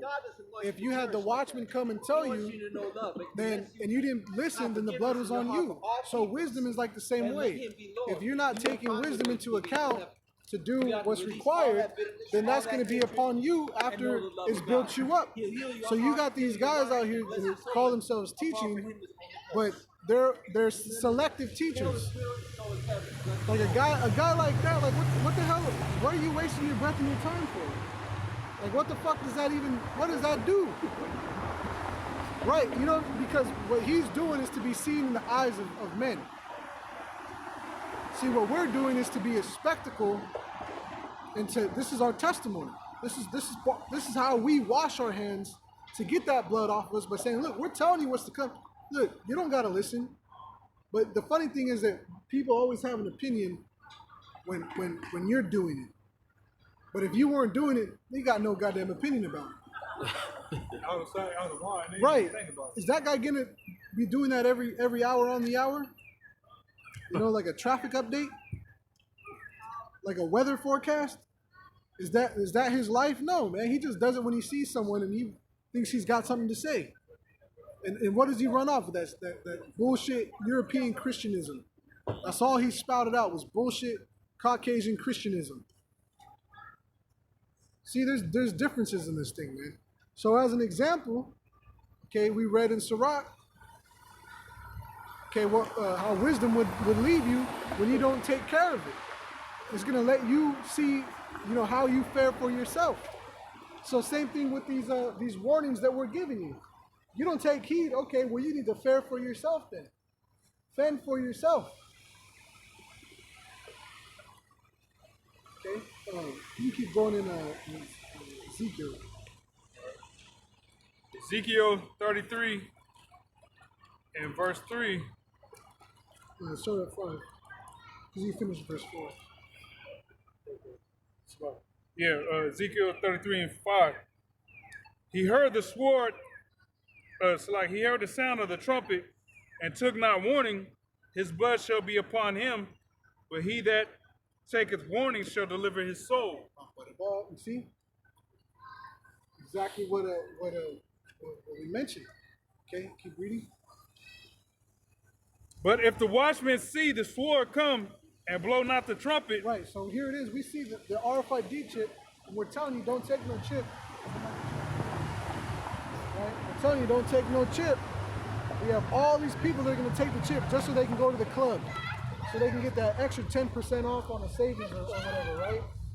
So they can be conformed to society. They want to be conformed to society and a follower of other people. The scriptures tell you, follow not a multitude to do evil. You know? Go ahead. But if the watchmen see the sword come and blow not the trumpet, and the people be not warned, if the sword come and take any person from among them, he is taken away in his iniquity, but his blood will I require at the watchman's hand. See? But if you don't warn the people, the blood's going to be required of you. So you could have done everything that was right, but you didn't warn the people, watchmen of Israel. Don't take that title, man. Don't say watchman for Israel, and then you're not watching and warning people to not take these things. Because when you go to your page, that's why I did that video showing, you go to their page for the search on RFID or Mark of the Beast, you don't find no knowledge. You don't find no warning. The scriptures say, give them warning of me. Hey, look, I'm telling you not to take this chip because the Most High said he's going to destroy you if you do take it. So how are you going to warn someone of something to come if you don't know what's coming? Like, hey, he just starts blowing the trumpet, hey, something's coming. Or what is it? When's it going to be here? I don't know, man, but just watch out. What kind of fucking watchman or warning is that? But if you're like, hey, look, there's an asshole coming this way. He wants to put microchips in you. Refuse him. If you don't refuse him, you're going to die. We're gonna, you know, Most High's going to kill you. And so the guy comes and everyone's like, no, I'm not taking that shit. I'm not taking that shit. Everyone got the warning. You see? But maybe someone heard the warning, but they didn't take the advice, and they say, I'm going to take it anyway. Well, The blood is on him. It's off of our hands. So us coming out here and teaching, okay, and it's not just teaching that you're an Israelite, teaching the so-called white man's a devil. It's also about teaching you to be a mature Israelite, a king and a priest. This is a mentorship program. You got people that go to school and colleges to learn how to, or trade schools, or you join a union to learn how to do something. That's what this is. And a lot of people can't pass the prerequisites, man. You get people that fall out all the time because they can't handle it. They can't hack it. Oh, I don't like my teacher. You know, I'm going to switch classes. All right. But then they're out of school for a long time, and then they got to go make their own. Some of them make their own school. That's why you got all these different groups, all these different what do they call that? What do they call that? You know, NBC, what do they call those? Institution. No. Acronyms, yeah. That's why you have all these acronym groups, man. All these acronym groups. Okay, because those are all separate schools, man. You got to learn something from somewhere, you know? It's got to start somewhere. Go ahead. Verse 7. Yep. So thou, O son of man, I have set thee a watchman unto the house of Israel. Therefore thou shalt hear the word at my mouth and warn them from me. See? So you got a lot of guys saying like, oh, this Spirit, you know, deal with anybody and everybody. No, it doesn't. The Spirit doesn't deal with everybody and anybody. The Spirit is very selective, and even through that process, okay, it's gonna select a teacher, and that teacher is gonna be on that teacher to teach, and that fruit will increase, and the Spirit will give it that growth. The Most High will give it that growth if He agrees with it. But you see, a lot of these guys are stuck in first gear, spinning in the mud still, man. They still don't get the severity of this thing, the responsibility and gravity of it, man. A lot of these guys, they're just plain Hebrew Israelite. I bet you if the devil came, right, Edom came and offered, okay, well, we want to make you guys a ruler of a city like Joseph was in Egypt, so you can turn the city around. You grab these guys and put them in there. I bet you a lot of them, you know, will take the position and then will just make things worse. Rather than being like, hey, you know what? Hey, this is a new modern city, man. You got all kinds of stuff. I'm gonna need counselors and people to guide me through this. What kind of team do I have at my disposal? How much freedom will He actually give you? But you see what I'm saying? Like, I'm looking to more refuse it rather than take it. Because, hey, look, that's okay. If you want to set me up, I need to know who's going to be around me, because the scriptures tell you that a young ruler, he needs counselors around him. He needs advisors. There's safety in a multitude of counselors. So it's like, okay, who's my team? What are their backgrounds? You know, what are their specialties? You have to sit down and talk to a lot of people. You're going to have to get a lot of information. He needs that righteous counsel, because you had, remember Absalom, he chose the young counselors over the older ones. Yeah. Because they told him that he was going to succeed. This shit. Yep. You see? So yeah, hey, the Most High, hey, he gives him, you know, the Spirit deals with the left and the right side, man. So how do you know if you're being led down the path of the left or led down the path of the right side? See, a lot of guys are so dead set on that they're always right, but I mean, look, if you see guys with long hair, you should just walk the other way, man. You see guys teaching, calling themselves Israelites with long hair, just walk the other way. Let those guys go, man. This ain't the time for all that. That's how you know it. That's how you know that someone's got an immature mind. You're supposed to be working on the inside more than the outside, my man. Don't be so concerned about the outside. Clean the inside of the cup. Don't make those phylacteries so broad, man. Why are you using up all the fabric? Don't you know there's homeless people out there that need clothes? Why are you using up all the fabric to look cool, making your clothes all big and shit? Like, you know how much this costs? All this extra fabric and shit. You look like a walking napkin. have some humility. Think about others, man. The first shall be last and the last shall be first. You're trying to set yourself up to be in that first place, you're going to end up in the end. Trying to sit at that high seat, the Most High is going to move you down to a lower seat. And you're going to be embarrassed. You're going to be forced into learning humility, man. So why do that to yourself? Save yourself the trouble. That was it. Once you get to verse 7, that's it. Yeah, that was it. You grab real quick Amos 3 and 6. Taziar? This is Amos chapter 3 Is that the time? and verse 6. Hour? It reads, shall a trumpet be blown in the city, and the people be not afraid? Shall there be evil in a city, and Yahweh hath not done it? Right. So that trumpet being blown, that's the Most High letting you know, look, this is the warning. Give them warning of me. So this microchip, it's actually a big deal, man.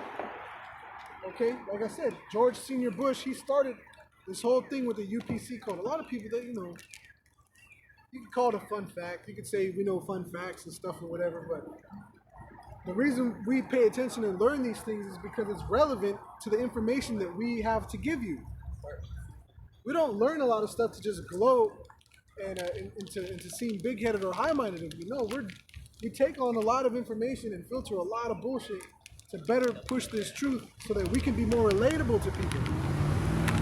Because not everyone we talk to is gonna know, you know, what the same thing as each other. One person might come. Everyone's coming from a different world and a different perspective. So in your learning, with all that getting, you're supposed to get the understanding of it. Okay, I understand how that works or why this operates this way, so that when you come across someone, you can help portray these things and show these things. And the more you read your information, the more you understand it, that's when you build technique. That's when you become a master in the craft, right? When you, anytime you work with maybe assembly or production line, right at first you're overwhelmed. It's overwhelming, and everyone understands that, and they give you time to grow into the position because they know that with time you're gonna develop technique. You're gonna get used to it. You're gonna be comfortable, and you're gonna start getting up to their speed and their numbers. So they're not really on you that bad. Plus, they want you to create safety habits and be quick. Secondly, the priority is safety, right? And then, and quality, safety and quality, and then quantity comes later. So that's the same attitude you're supposed to have with these breakdowns in these scriptures. Safety.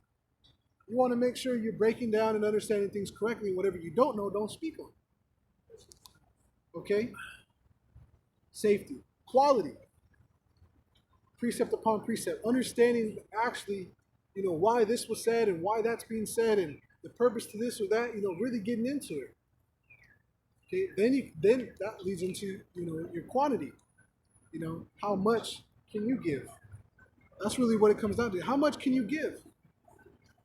You have all these groups, and a lot of times you don't see them that they're able to give enough edification. You know, you need to be very precise in what you're delivering, man. What are you marketing? What are you selling? Because this is what we're selling. We're selling you the truth. We're selling you the prophecy. It says, buy the truth and sell it not. Meaning, as you get it, we're not selling it for money. As a matter of fact, get Isaiah 55:1, Baba Kushan. Okay, I'm gonna let the scripture explain what I'm saying. This is Isaiah chapter 55, verse 1. Ho, everyone that thirsteth, come ye to the waters, and he that hath no money, come ye, buy and eat. Yea, come, buy wine and milk without money and without price. Wherefore do ye spend money for that which is not bread, and your labor for that which satisfieth not? Hearken diligently unto me, and eat ye that which is good, and let your soul delight in fatness. Right, and let your soul delight in fatness. Okay, so here it is. You're coming to be able to buy without money. You can come for free and get this word, right? But you're getting all the milk, you're getting all the meat, the honey, you're getting everything you need. But once you get what you need to go digest it. And it's gonna take time. Okay, you need to digest that, man. Verse 3. Incline your ear and come unto me, hear, and your soul shall live, and I will make an everlasting covenant with you. Incline your ear. Be more ready to hear than to give the sacrifice of fools. Make your ear stronger than your own mind. Be more ready to hear than to give the sacrifice of fools, than to open your mouth, because a fool shall be known in his speech. So you get these guys that they're very defensive about getting rebuked and called out. But your ear, the hearing ear and the seeing eye, the Most High had created. So he has the power to open and shut a person's ears, eyes, their mind, their understanding. So here it is, man. We're here giving you, come and buy this. This is for sale, the understanding. America's going to be destroyed. The mark of the beast is coming. It's already here. All this is already here. It just hasn't been pulled out in its full force yet. But it's coming. This is what all this economic turmoil and the stock markets. There's a lot of things you got to get into and look at. You know?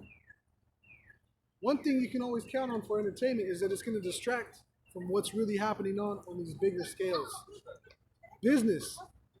That's why it's good to get into business and things that revolve around business. Lawyerings, trials, understanding of the law, right? Political agreements and allegiances, and even foes of one another. It's important to learn that so that you can see how things move throughout the world.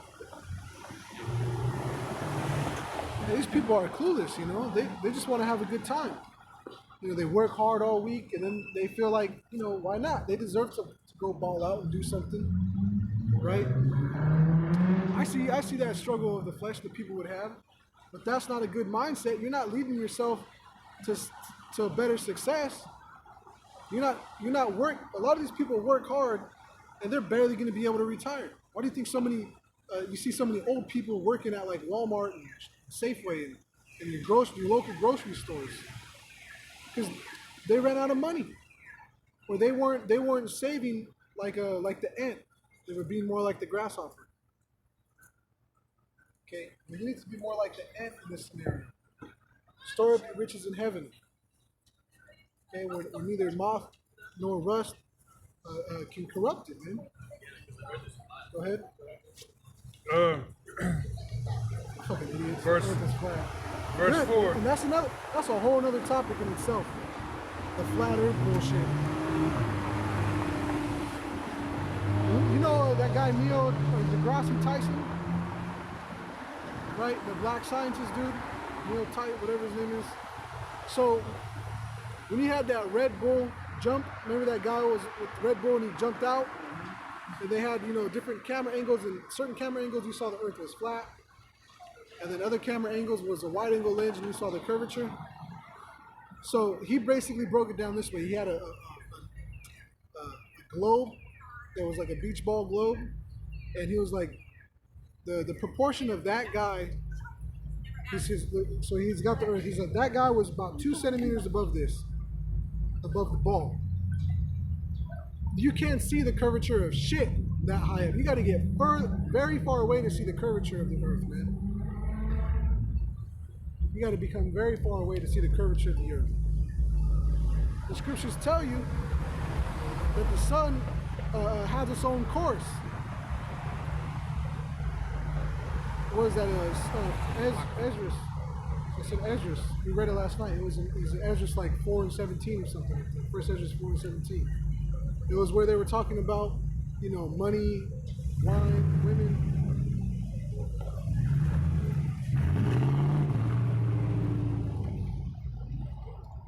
Maybe it was 27 or 7. But it's in there somewhere. It's in there somewhere. But I mean, you know, that's, and then it tells you in Isaiah 4 and 34. 34. But then again, it tells you in Isaiah 2, he that sitteth upon the globe. It says the circle of the earth. You look at that word circle, and it says globe or sphere. Go ahead. This is 1 Ezra chapter 4, verse 34. O ye men, are not women strong? Great is the earth, high is the heaven, swift is the sun in his course. Swift is the sun in his course. Moving. Right, go ahead.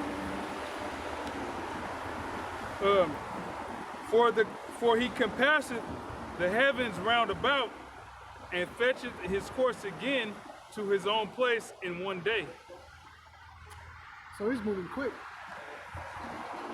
That's what it's letting you know. He's moving quick.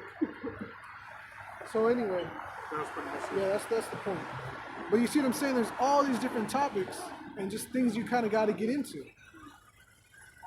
I mean, the scriptures even tell you that there's a water in space, and scientists are now discovering water in space. The Lord flooded. He opened the floodgates of heaven. Yep. And the water came from outer space and flooded the earth. It never rained before, man. The concept of rain is a miracle in itself. Go ahead. So like, this is Genesis chapter 1 and verse 6. And the powers said, let there be a firmament in the midst of the waters, and let it divide the waters from the waters. Right, dividing water from water, man. Element from element. The firmament being the ozone layer. And so that the ozone layer separated the waters from outer space from the waters that we have here on the earth. You know what I'm saying? Yeah, that's the point. But you see, there's a lot of stuff to learn, man. The main thing that when you're first learning, though, you should be learning, you know, the breakdowns. And why are you learning in the first place? You're learning so that you can go teach, man. This was made plain upon tables so that he that readeth may run. That was the whole point of opening the understanding of these things, of revealing these things that were happening, was so that you would get up and run. That's why Paul said, I've run my course, I've run my race. He's run to obtain his prize, man. Isaiah 33 and 6. And wisdom and knowledge shall be the stability of thy times, and strength of salvation. The fear of Yahweh is his treasure. See, wisdom and knowledge is the stability of thy times. Because when all hell breaks loose, a lot of times, you know, people, they freak out. Especially women, they'll let go of the wheel. They just, you know, put their hands on their face, or they hold themselves. They're all scared. They don't know what's going on. So when chaos comes to a lot of these people, what do? They drop, they freeze. They don't know how to react. They're not reactive in nature. But this knowledge makes you what? It makes you reactive. It says, wisdom and knowledge shall be the stability of thy times. It's not reactive enough. He's tripping over himself. Are you not prudent in where you're going, though, man? You know, you're not prudent. You gotta look where you're walking. You know? Yeah, you're too busy looking at other men. For what? You're not listening to what I'm saying. You're looking at me, what I'm wearing, how I look. What are you paying attention to? You know? You're not listening to the message of what's to come. You're not paying attention. Go ahead. Oh, that was the point. Okay. Read it one more time. Isaiah 33 and 6. And wisdom and knowledge shall be the stability of thy times, and strength of salvation. Strength of salvation. So also grab the prudent man looketh well to his goings, because prudent means to be circumspect, to pay attention to your surroundings. Wherever you go, you're always supposed to know your ins and your outs. The Most High even gives you that discretion. That he will not, anywhere you go, he's going to provide a way out for you. He's always going to have a way out. It may not be comfortable. You may not like it. But it's the way to go. A prudent man looketh well to his going. So when you merge onto a freeway, are you just blindly, with arrogance? Look at that guy. He's driving. You didn't see him pull over and stop and hit his hazards. You didn't see the brake lights come on. You just assumed he was going to keep going. What do you know? What if something popped out in front of him and he had to hit his brakes? This guy honking at him because he stopped. What the fuck's wrong with you? He put his hazards on, man. The prudent man looketh well to his going. You got to be circumspect, man. A lot of these people, they don't pay attention to what's in front of them. They don't know what's going on around them. Go ahead. Proverbs 14 and 15. But they'll have that trait if they go hunting. Then they're all into it. They'll have that trait playing a video game, Call of Duty. They're all into it. They'll have that trait playing Pokemon Go, looking for as soon as a little thing pops up, they see it quickly and they click on it. The reactionary speed is great for the lust of the flesh, but for the purpose of the spirit, to serve others, they have no reactionary fucking skill. Pardon my French. But they have no reactionary skill when it comes to serve others. Why? Because they're very egotistical, self-centered. Go ahead. Proverbs 14 and 15. The simple believeth every word, but the prudent man looketh well to his going. Yeah, simple believe everything. You tell them anything, they believe it. But the prudent man looks well to his going. You see? So when you merge on a freeway, are you not looking to see where you're going to zipper in to that line? You got to speed up. You got to slow down. You know who's behind you. You see what's in front of you. You know where you got to go to get over in another lane, or you coast in this lane because your exit's coming up. Right? The prudent man looketh well to his going. You're investing your time now for a reward later to come. But look how these people invest their time. Worshipping green penises, they call them Christmas trees. Let's get that in Jeremiah. The scriptures tell you to not put a tree in your home, but where are these churches at and telling the people? Nowhere to be found. Nowhere to be found because it's all a racket. These people go to church and they just give out money. And then you find out your Catholic priest is molesting kids. You find out your Christian pastor is a homosexual. It's a joke. All this religion is a joke. Jeremiah 10 and 1. Hear ye the word which Yahweh speaketh unto you, O children of Israel. Right. So all you other people, you can do whatever you want. But you say you believe in the Bible and you want to follow what's right, then why are you doing what's told unto even the children of Israel to not do? Go ahead. Thus saith Yahweh, learn not the way of the heathen, and be not dismayed at the signs of heaven, for the heathen are dismayed at them. Yeah, planet Nibiru and Jupiter's moving eye and Mars eating up our rovers and possibility of ice and trees. Eclipses and shit. Solar flares. Yeah, the Greys, the Anunnaki, the Lizardmen. Oh my gosh. Go ahead. Verse 3, for the customs of the people are vain. Right. For one cutteth a tree out of the midst, a tree out of the forest. And here comes Paul Bunyan. Go ahead. And the work of the hands of the workmen with an axe. Right. So what do you call that? You call it a feller, a lumberjack. A feller of trees. Go ahead. They deck it with silver and with gold. Right. Get these trees. You see these trees decked with gold? Some of them have silver snowflakes. Okay, go ahead. They deck their trees with silver and gold. Go ahead. They fasten it with nails and with hammers. Right. They put it in their house. They cut it out of the woods, and they put the tree in the house. Go ahead. That it move not. That it move not. Here, I'm gonna cut you out of your life and your existence.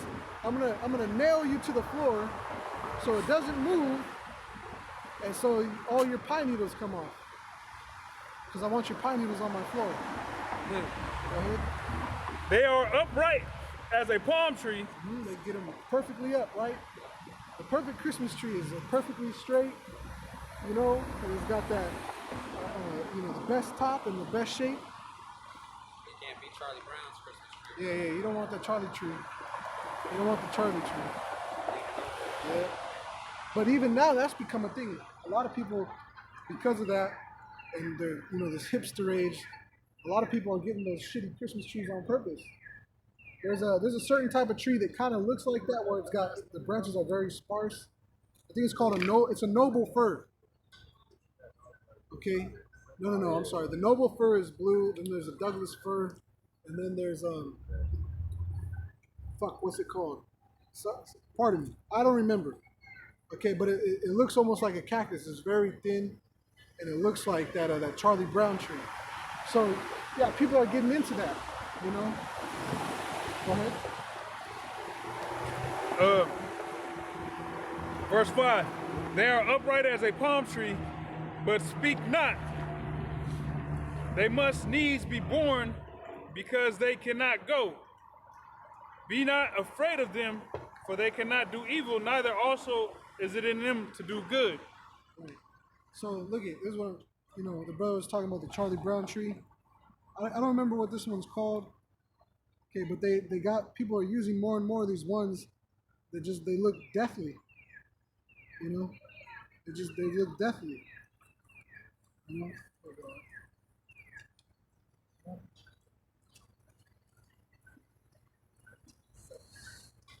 Okay. Go ahead and did we finish in Jeremiah 10? Yeah. So that's telling you you're not supposed to cut a tree and put it into your house and deck it with silver and gold. But that's what these people do. Because they're religious nuts. You see? So all these people, they're going to realize that all this religiousness was wrong and incorrect. But they don't know no better. They don't read. They just listen to what someone else tells them. They just believe some painting and say that that's the truth. Oh yeah, the painting means it's true. These people don't know nothing, man. Go ahead. I can read verse 5 again. Okay. They are upright as a palm tree, but speak not. They must needs be born, because they cannot go. Be not afraid of them, for they cannot do evil, neither also is it in them to do good. And the scripture said they are upright as a palm tree, but they speak not. They must needs be born, because they cannot go. Like you see these Christmas trees. These people put them on the back of their cars, on their roof, and they take them to their house and whatnot. Now these trees don't got power to walk. They actually got to get carried to the destination and actually erected or set up by a human. It's an idol. Get that in Maccabees, the first chapter, dealing with the idols. It's the same thing. The idol, these people put these pictures and stuff in their house, and they got to take care of it. They got that wooden Jesus. Some of them will put him to bed, put him to sleep. They put out food offerings to it. It's an idol. This Christmas tree is an idol. They bend down to it and put gifts underneath it. It's an idol, man. It's all idol worship. The Lord wasn't born in December. He was born in the Passover. The Passover is in spring. That shows you how much of an analytical mind these people don't have. A lot of these people have no real reading comprehension. You read all these books you want, but you don't understand the real message. You don't understand what's really going on. That's the average American intelligence. They don't question nothing. What's funny to me is you got all these people on these comment boards that are always telling you how to do it right, but then when you go to their page, they got no work. They're not teaching nobody, but they always got to tell you how to teach. But you can't teach. So why is the little white boy doing more work than you? All you big strong black men out there. All you big strong brown people, so-called black men, why are you letting the little white boy outshine you? That's a shame to you. That's a shame to you that you're not standing up for this word, that you're not in the face of these people. That makes you look bad. You can say anything you want, but the reality is that you're behind the keyboard, not me. I got out from behind the keyboard, 9-10 years ago. What was that? 2007? Damn. It's getting close, you know? So what are you doing? Behind the keyboard, clacking your little buttons, getting your nails done. Pushing buttons and Yeah. turning knobs. Yeah, go. Hey, keep doing that. That seems to work for you. Sipping But when those missiles come, let's see all that keyboard hype save you. Let's see those 70 words a minute. That's you know, a lot of Jake can barely type 20 words a minute. But let's see those words. Let's see you type your salvation in that day. Go ahead. I got something in Baruch. Okay. This is the epistle of Jeremiah, chapter 6 of Baruch. It says a copy of an epistle which Jeremiah sent unto them which were to be led captives into Babylon by the king of the Babylonians, to certify them as it was commanded him of the Most High. Chapter 6, verse 4. It says, "Now shall ye see in Babylon gods of silver and of gold and of wood, borne upon shoulders," just like that Christmas tree. Yep, you gotta carry them out. You gotta carry them around. "Which cause the nations to fear. Beware therefore that ye in no wise be like to strangers, neither be ye afraid of them, when ye see the multitude before them and behind them worshiping them." Right. The scriptures tell you, follow not a multitude to do evil. So just because you see everyone doing it doesn't make it right. That's a very easy concept, even from childhood. Just if someone jumps off a bridge, are you going to do it too? A lot of these dumbasses, because they're thrill seekers, they'll be like, yeah, there's water under there. Don't jump off the bridge. All right. Go ahead, man. It's like, but say ye in your hearts, O Lord, we must worship thee. For mine angel is with you, and I myself caring for your souls. As for their tongue, it is polished by the workmen, and they themselves are girded and laid over with silver. Yet It says the tongue is polished by the workman.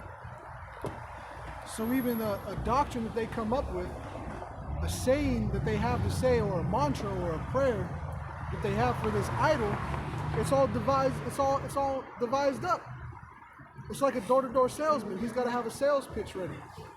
That's all the idol is. It's something that comes with the sales pitch. Oh, this is a Diana of so-and-so. This is,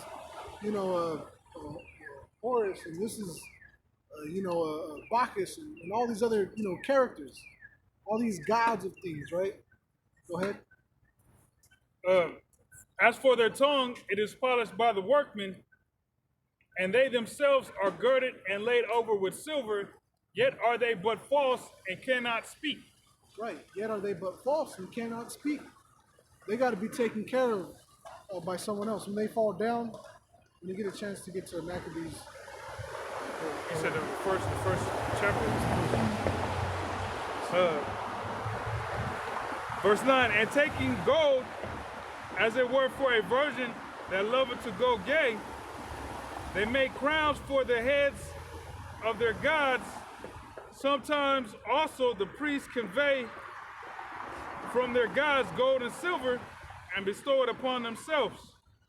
Yea, they will give thereof to the common harlots, and deck them as men with garments, being gods of silver and gods of gold and wood.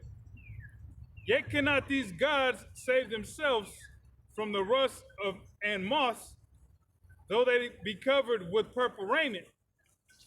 They wipe their faces because of the dust of the temple, when there is much upon them. And he that cannot put to death one that offended him holdeth a scepter, and though he were as though he were judge of the country." But pretty much being that these idols that these people worship, that they set up, they make them look nice They might be it might be a wooden structure or whatnot, but then they overlay it with silver and with gold and precious ornaments and this, that, and the third. They even polish the tongue. You know what I'm saying? But all the time, effort, and the materials that it took to the workmen to make these idols look good, at the end of the day, there ain't no life in them, man. Just like this, pan the camera on that, whatever you call this, nutcracker. You know what I'm saying? Like that's a more than likely plastic or some hard plastic material. Then they overlaid it with paint, you know, color and so on and so forth. You know, and you got little kids that look at that, and you got people that actually aspire to be in that play, the nutcracker play, and to play. That's there go a Christmas tree on somebody's car right there too. That's the spirit. You got people that grow up to aspire to actually be in that play, man. You know, to dress up like that and actually so-called bring that to life, man. All right, but at the end of the day, there's no life within those idols, man. Okay.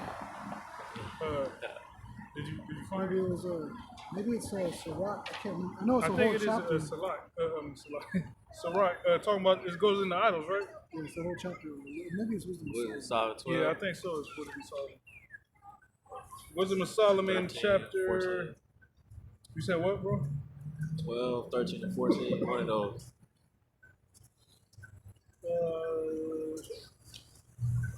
Oh yeah. It's Wisdom of Solomon 13 and 10.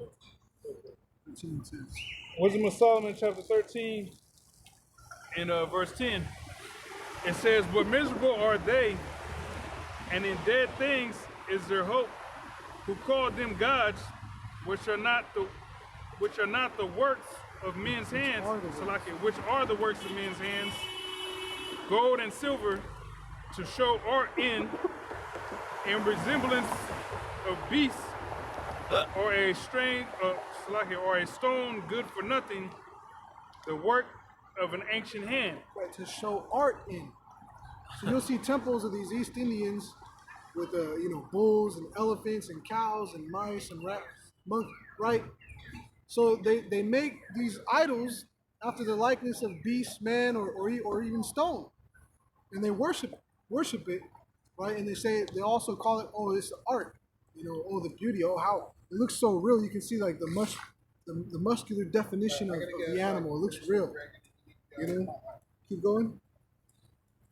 Verse The work 11. of an ancient hand. So this is something that's been around for a long time, since the beginning.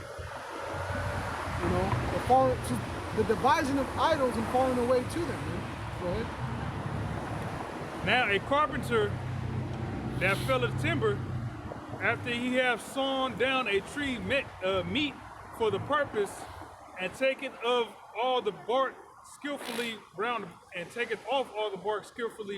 about, and hath wrought it handsomely, and made a vessel thereof fit for the service of man's life.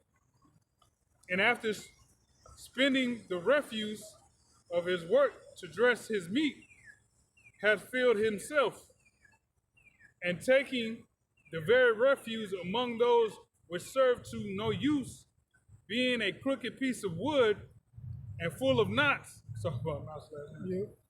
hath carved it diligently, when he hath nothing else to do, and formed it by the skill of his understanding, and fashioned it to the image of a man. So like, a piece of wood with a knot in it is really something you don't want to build with. Because say you need to put a nail here, but that knot's there in the way. It's 9 times out of 10, it's not going to go through that knot. And if it does, it's not secure. It's really a hollow hole, really, in the building aspect of it. So what he does is he takes that piece of wood that you wouldn't normally use for anything, and he turns it into an idol, and because of the knots are a certain way, he'll carve it into a certain position or posture for this figurine. Right? Go ahead. If I can say also, it mentioned like he'll take a piece of wood and he'll make something that's good for a man's life, like a canoe, you know what I'm saying, or a paddle for a canoe, or a vessel to hold liquid in, or something like that. But then he got all this leftover wood. It's like, damn, okay, I already made what I needed. Well, what can I do with this excess wood? Let me make an idol. Then make an idol. Yeah, come up with a master plan to make an idol. And we'll call, this idol will bring you, good potato fortune. This idol will bring you good banana. People will bring you bananas if you have this idol. Just make shit up. Go ahead. Verse 12.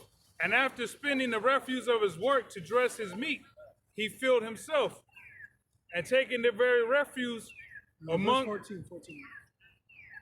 Oh yeah, it's like it. Or made verse 14. Or made it like some vile beast, laying it over with vermilion, and with paint coloring it red, and covering every spot therein. And when he had made a convenient room for it, set it in a wall, and made it fast with iron. Right? So he got it hung up or situated to be in a certain pose or position within a building. Right? Go ahead. Yep. For he provided for it that it might not fall, knowing that it was unable to help itself, for it is an image and hath need of help. Right, it's just an image. It has need of help. It's not going to help get itself up off the ground, right? Go ahead. Then maketh he prayer for his goods, for his wife and children, and is not ashamed to speak to that which hath no life. For health he calleth upon that which is weak, for life prayeth to that which is dead, for aid humbly beseecheth that which hath less means to help, and for a good journey he asketh of that which cannot set a foot forward, and for gaining and getting, and for good success of his hands, asketh ability to do of him that is most unable to do anything. Right. So you got these people that, these idols, they have the candles of saints and idols they put on their cars or in their homes, but it can't do nothing for you. You had to create that, and that thing is lifeless. It can't do nothing. So people will get that saint of travel on their car or the prayer, and they'll say, this idol protects me. It can't grab the wheel for you. It's not OnStar. It's not Tesla navigation. It's not going to steer the vehicle for you and avoid danger. So these people, they trust in their foolishness, man. So that's why you're going to see a lot of these people with these Christmas trees. What happens every year with Christmas trees and Christmas lights? The shit burns down. The same thing with the turkey dinner. A lot of those people forget or fall asleep or leave the house, leave things turned on unattended, and they take off.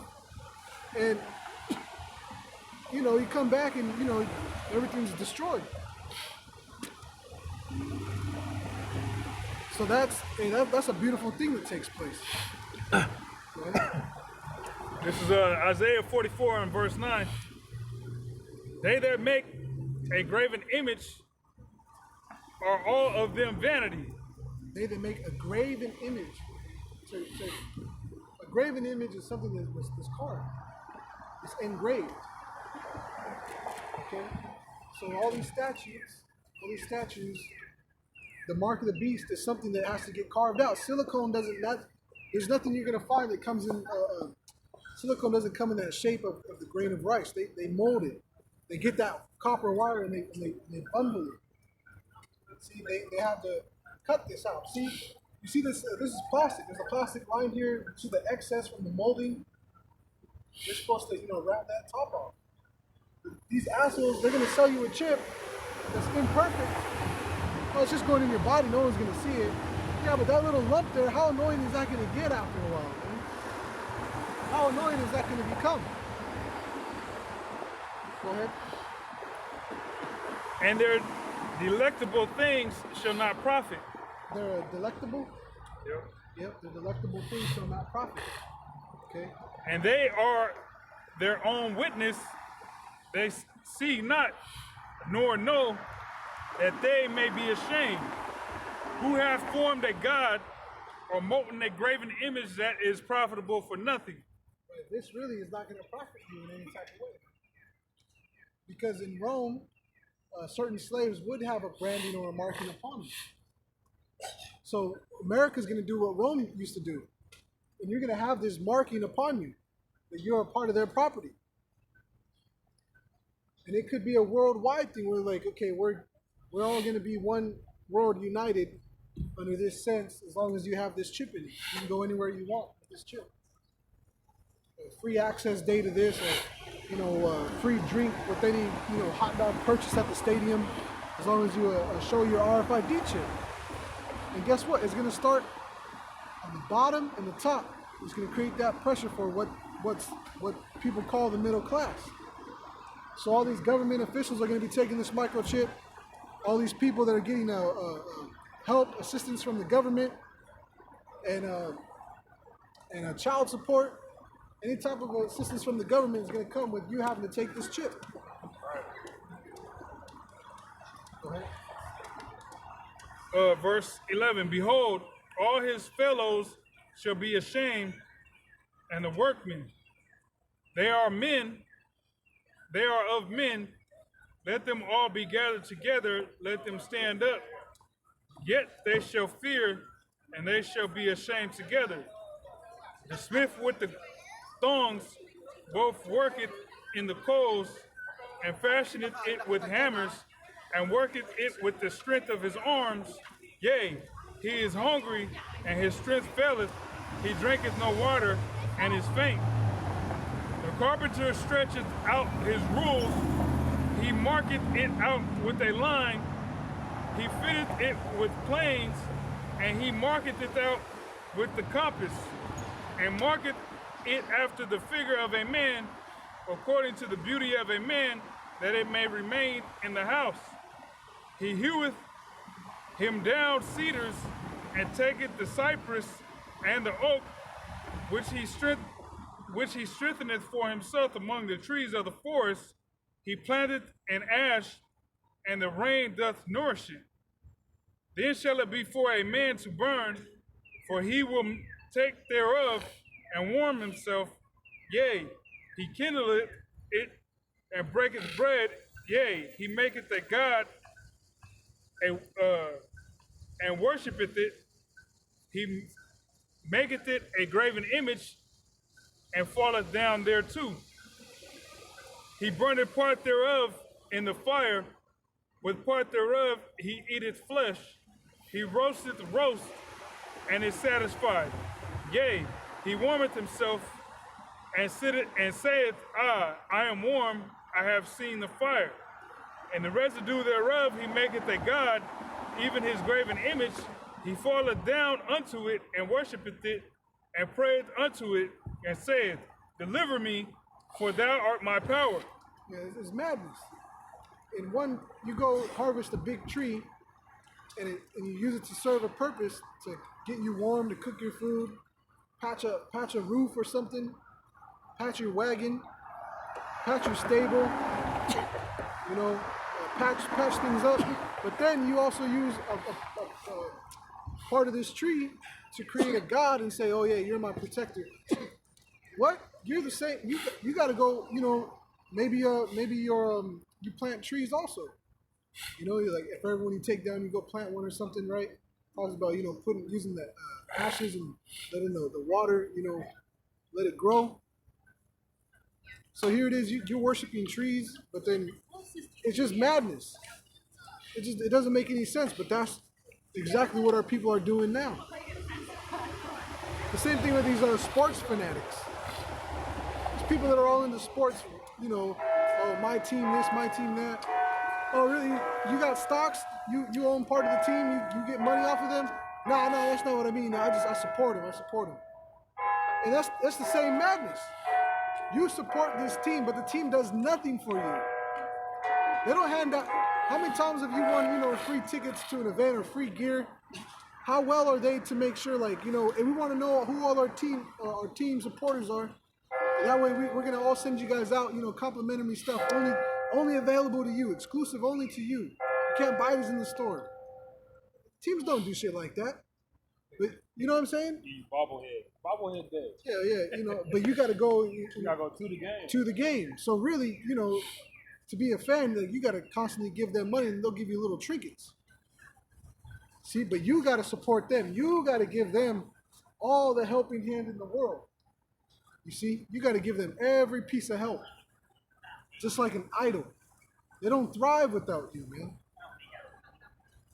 Building, these stadiums and these arenas and these vendors, right? All these contracts and shit. Go ahead.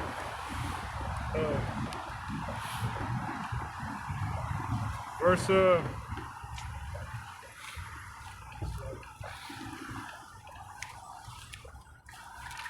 these things are dependent on someone making it, taking care of it. It is no power. It's not going to protect you in that day. verse 18. It reads, they have not known nor understood, for he hath shut their eyes that they cannot see. You see, right there. The Most High, it tells you he had created the seeing eye and the hearing ear. The Most High hath he created. He created these things. Okay. So you can make these body parts on this idol, but it's still not going to do you any justice. It's not going to be able to look out for you, to break things down for you, to teach you the ways of good or bad. Okay, this is Proverbs 20:12.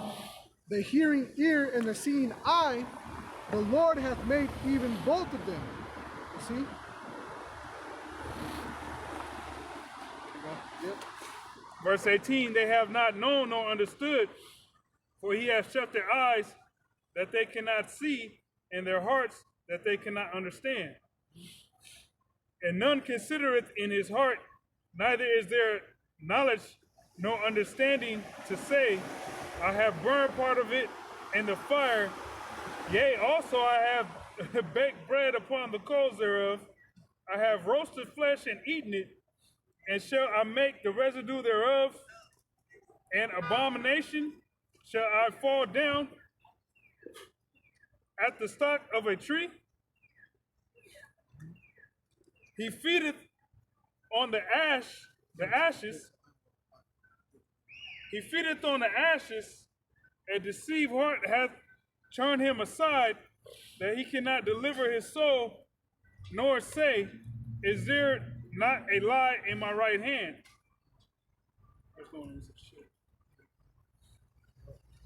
Verse 20. I mean, that's pretty much the point. Yeah, is there not a lie in my right hand? When you're dealing with the right hand, it's dealing with your trust. The Most High, his arm, being that he's going to be able to save you by his strength, from the right hand, trusting in him. You don't shake with the left hand, you shake with the right hand. So that idol in your right hand is going back to the chip. This is a thing carved and graven that people are going to trust in and saying, this is my power. This is where all my life is held in this. I won't be able to buy or sell without this. I cannot manage or market or do any type of business or correspondence without this chip. So is there not a lie in the right hand? You trusted so much in that chip that you can't function and you can't live without it. It has become your God. That's what the mark of the beast is. Something that's going to replace. It's going to try to replace the necessity of the Heavenly Father. Okay? So it's going to try to replace the necessity of the Heavenly Father, this mark of the beast. And a lot of our people are going to abide in this, what they see as prosperity, because they're going to be able to go to the club, They're going to have all these little benefits associated with taking it. It's going to be like Christmas 2.0. It's going to be a good day for them. You know, that's what they're looking forward to. More prosperity. Go ahead. So like that was Okay. All right. So being conversant and occupied in prophecy is what you're supposed to be doing. So again, you have all these keyboard warriors out there. They got a lot to say, but they don't go teach. You click on their names, their icons or whatever, and they got empty. They're empty. They don't got nothing in the clip. Where's their work at, man? The clip's empty. It's like, man, you don't even got. It's like playing. You go over to someone's house to play cards, and you open the deck, and it's nothing but jokers and rules. It's all the rules. It's a deck full of rules. You can't play cards with a deck full of rules. You're not playing with the full deck. So it's the same thing. You guys got a lot to say, but you got no action behind anything you say. It's just a lot of talk. That's what this new group, this new movement, this new new age of people is all about. It's all social media bullshit, man. These people, they're snitching on themselves, telling on themselves, and that's because they're looking for outside approval. They need affirmation of others to feel good about themselves. And we don't care about the opinions of others, man. right. And we're still doing what we've been doing. Go ahead. This is the book of Wisdom of Solomon, 14:8. But that which is made with hands is cursed, as well it as he that made it. He because he made it, and it because being corruptible, it was called God. Right. It being corruptible, meaning it doesn't last forever. It being corruptible, they call it God, but the Most High is a living power. Yahweh means literally to exist. He exists, the existing one. He is. That's what Yahweh means, the name of the Heavenly Father. So this thing, it has a life expectancy that could go out. You might outlive the chip. You see? These things can crap out. Technology craps out all the time. Go ahead. Verse 9. For the ungodly and his ungodliness are both alike hateful unto the Most High.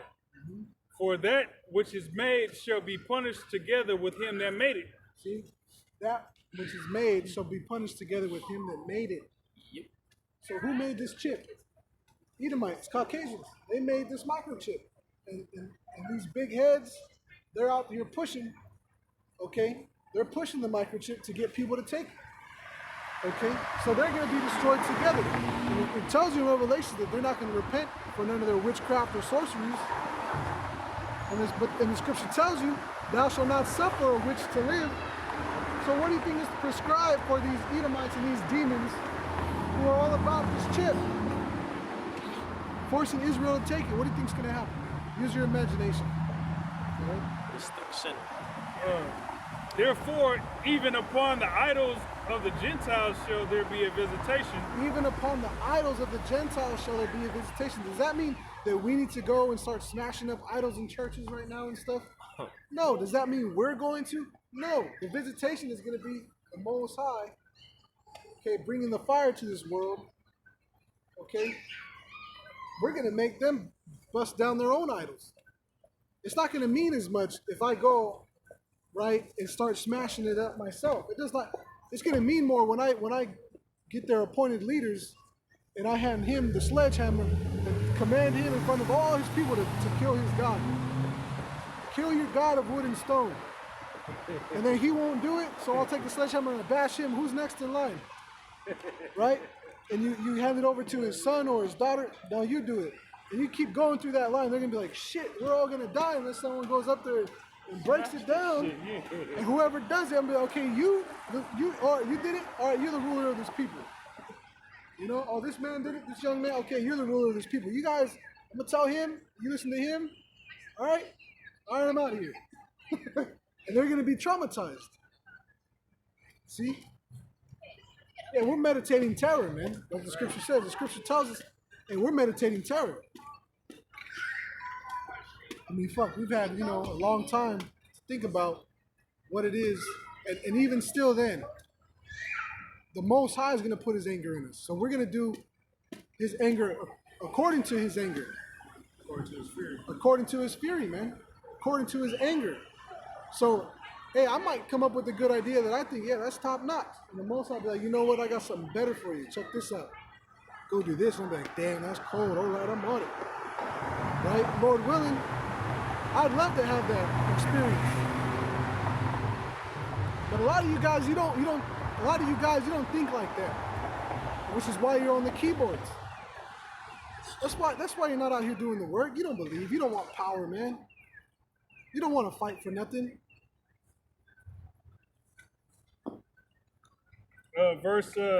Wisdom of Solomon 14 and verse 11. Therefore, even upon the idols of the Gentiles shall there be a visitation, because in the creature of the Most High they are becoming an abomination and stumbling blocks to the souls of men, and a snare to the feet of the unwise. A snare to the feet of the unwise. Man. So we're supposed to instruct and warn even the unwise, the unwise among the people. We're supposed to tell them, look, we're giving you warning from the Most High. Don't do this, don't do that. Okay? So you can make all the videos you want and warn all the people you want, but that's only half the battle. You still got to physically come and do it. Come and do this the way it was asked and instructed you to do it. There's some men try to creep in unawares. Some men try to come up through the back door or through a window. You got to come through the straight gate of this thing, man. You got to come through the straight gate of this thing, man. Go ahead. Verse 12, for the devising of idols was the beginning of spiritual fornication, and the invention of them, the corruption of life. And the invention of them, and the corruption of life, man. So this is where we all started to go down, was by leaning away from the Heavenly Father and leaning into the creation of our own hands. Said even the idols of the Gentiles, man. Even the idols of the Gentiles are going to be broken down. So even in the time of the Adamites, where our people were, you know, the Adamites were going after the other gods, after the other nations. Okay. The time of Noah came where everything had to get reset. So all their idols and their ways of life, all that got reset. So yeah, we all come from Adam, but really we all come from Noah. You know, Adam, Noah, Ham, Shem, Japheth. That's it. Go ahead. So those other nations, they don't exist no more. They had to be born back. They had to be born back up, man. There is no name of the other nations was given, because it doesn't matter. That's not part of the story. This is where the story begins. Right? For neither were they from the beginning, neither shall they be forever. For by the vainglory of men they entered into the world, and therefore shall they come shortly to an end. Oh, shit, that's cool. It says neither were they from the beginning. The Most High didn't make this. When you read Genesis in the beginning, it doesn't say and bid the men make idols. They weren't ever a part of this thing. Read that again, Mark. For neither were they from the beginning, neither shall they be forever. Neither shall they be forever. You see? Because this is the invention of men. The invention of men, that's got to be brought to naught. Even the devising of idols. Go ahead. For by the vainglory of men they entered into the world, and therefore shall they come shortly to an end. Right, and therefore shortly they shall come to an end. So the devising of idols, it was never given to us to do such a thing, to turn away from our power, but that's what people did. It brought in a vain glory, it brought in vanity. That, oh, men could create their own creator? That doesn't make any sense. How the hell did you create your own creator? I mean, they got computer programs like Creator Studio. What are you doing there? Do you in Creator Studio, do you create programs? Do you create programs in Creator Studio? Isn't it a program that allows you to create programs? No, it's not. That's not how Creator Studio works. It's what is it? A music Creator Studio is a visual effects. The water. I think it's visual effects. Okay. Fruit Loops. In Fruity Loops, you can't go into Fruity Loops and make another program. You don't go into Adobe and make another program. Those are their own separate programs. Right? For a father afflicted with untimely mourning, when he had made an image of his child soon taken away, now honored him as a god, which was then a dead man, and delivered to those that were under him ceremonies and sacrifices. Yeah, that's just weird. You see people, even in this modern day, where they might have a baby that's, a miscarriage, but they name the child, and so they get the tattoo, and they keep the ultrasound photo of the child, and like, yeah, I got 5 kids, but, one of them died. They're like, oh, damn, how'd he die? Oh, he died from the womb, the belly. It's like, bro, why are you even counting that? Like, why are you even hanging on? You can't even claim that on an income tax, can you? You can't claim that on a W-2, can you? So, like, you know what I'm saying? Like, it's just as bugged out. People were doing weird shit then, they're doing it now. They're part of my friends, but it just baffles me, man. Yeah, this guy died, and what, they made him into a full-grown man, and even 8-pound baby Jesus. 8-pound baby Jesus, man. Rocking a tuxedo t-shirt, because, he's about the business, but he likes to party. Go ahead. Verse 16. Thus, in the process of time, an ungodly custom grown strong was kept as a law. See that? Over time, an ungodly custom was kept as a law. Where is your white Jesus? Why for come is he not up there? Why for come is your Jesus not up there? Up with the white Jesus. They would make you put this up in your house, parade it around town, and follow people and shit. Stuff. Go ahead. Engraven images were worshipped by the commandments of kings, whom men could not honor in presence because they dwelt far off. They took the counter. You couldn't honor it in presence. See, when you would honor someone, you would go and see them. And it'd be a real thing. But with these idols, it's like, you would just send it out to them, You can't meet them in person. It's not real. Go ahead. Because they dwelt afar off, they took the counterfeit of his visage from far and made an express image of a king whom they honored, to the end that by this their forwardness they might flatter him that was absent as if he were present. Also the singular diligence of the artificer did help to set forward the ignorant to more superstition. They might have a party, and they're like, okay, get the statue of the king sitting down, and bring it out. And it's like, okay, they're holding the festival over there, but we're gonna act like the king's here. And here's his plate, here's his drink. Here, get these women around him. Make sure he's got the best women around him all night. Hey, you women, you got to go, lay up with them. Just weird shit, They would just do weird things like that. Even in the absence of like, he's not physically there, but they would have a statue for it. Go ahead. For he, peradventure, willing to please one in authority, forced all his skill to make the resemblance of the best fashion. You see? So look at, if this is known in the Apocrypha, you would get well-known artists to do your work.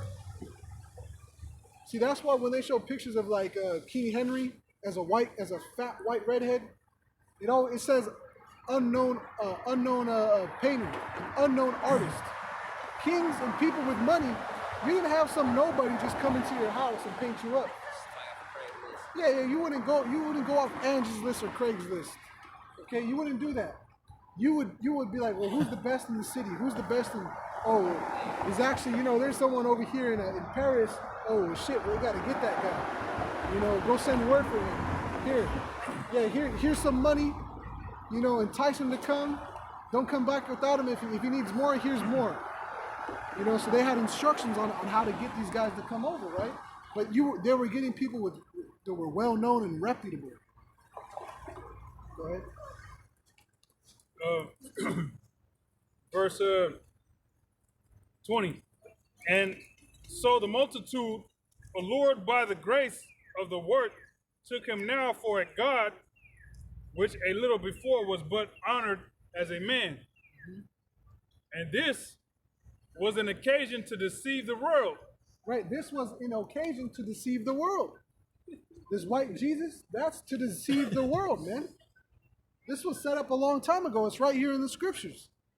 But nobody reads. Nobody reads, man. A lot of times you go to these restaurants, people don't even read the menu. They always get the same thing. I'll just take the house burger. Can I get the house special? Can I just get your house wine? It's like you come into a restaurant and you don't want to try something different, you always get burgers. You always get that stuff. Why don't you get something different, man? Try something new. Anyway, go ahead. For men, serving either calamity or tyranny, did ascribe unto stones and stocks the incommunicable name. Moreover, this was not enough for them, that they erred in the knowledge of the Most High, but whereas they lived in the great war of ignorance, those so great plagues called they peace. Right, those great plagues they called peace in the ignorance of war.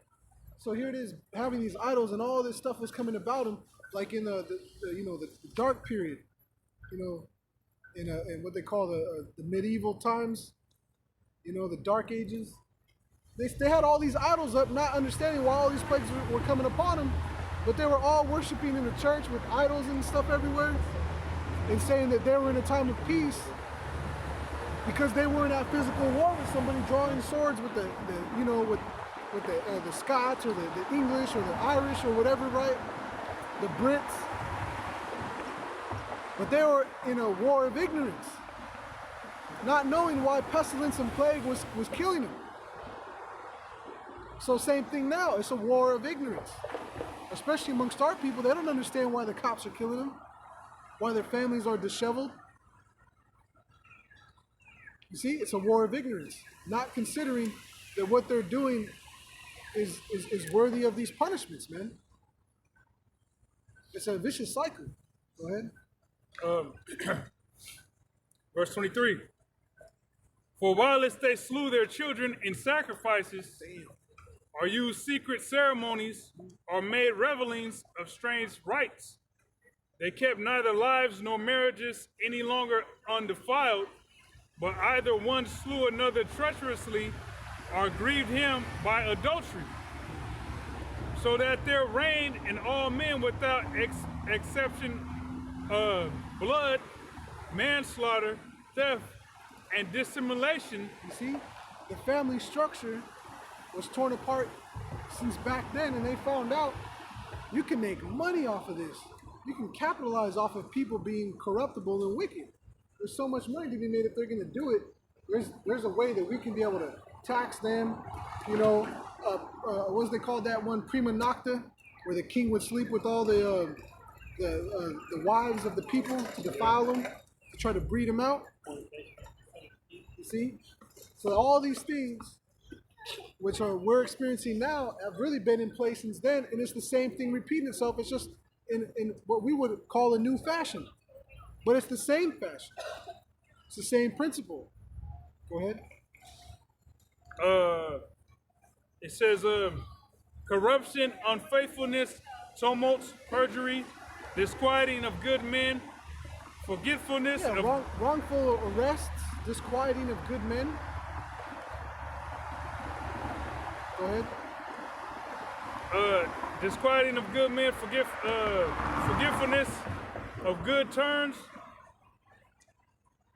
defilings of souls. Oh, forgetfulness of good terms. Turns. Forgetfulness of good turns. Okay. Defiling of souls, changing of kind, trannies. Oh, well, hey, look, forgetfulness of good turns. treating people the right way, even treaties. You know, hey, you know, you're gonna show us how to live on the land. You know, we're gonna share the land, and then all of a sudden they come kill you. Go ahead. Go ahead. Defiling of souls, changing of kind, disorder in marriages, adultery, and shameless uncleanness. Shameless and uncleanness, man. What makes you unclean? Being disobedient, setting up these idols. And our people were doing that every chance they got. They would set up an idol and wonder why, you know, hell has come upon them. You go to the reservation and you got some Gadites out there that believe in this white Jesus bullshit, man. And they're not even man, they hate each other out there too, man. The Gadite community, look, it's so small. You can have people from Montana, Texas, anywhere. They'll ask you what your name is by last name. They'll most likely know you somehow. They'll be like, oh yeah, so your aunt, my cousin, and our uncle, you know, they met one time over here at a powwow. And you'd be surprised. From states away, they'd be like, oh, you're part of that. Okay, yeah. A lot of that's how small they are now. They're not big enough of a people like they used to be, where you could get lost in who's who. Go ahead. Verse 27. For the worshiping of idols, not to be named is the beginning, the cause, and the end of all evil. It said the devising of idols was what? Not to be named is the beginning, the cause, and the end of all evil. For either they are mad when they be merry, or prophesy lies, or live unjustly, or else lightly forswear themselves. For in so much as their trust is in idols which have no life, though they swear falsely, yet they look not to be hurt.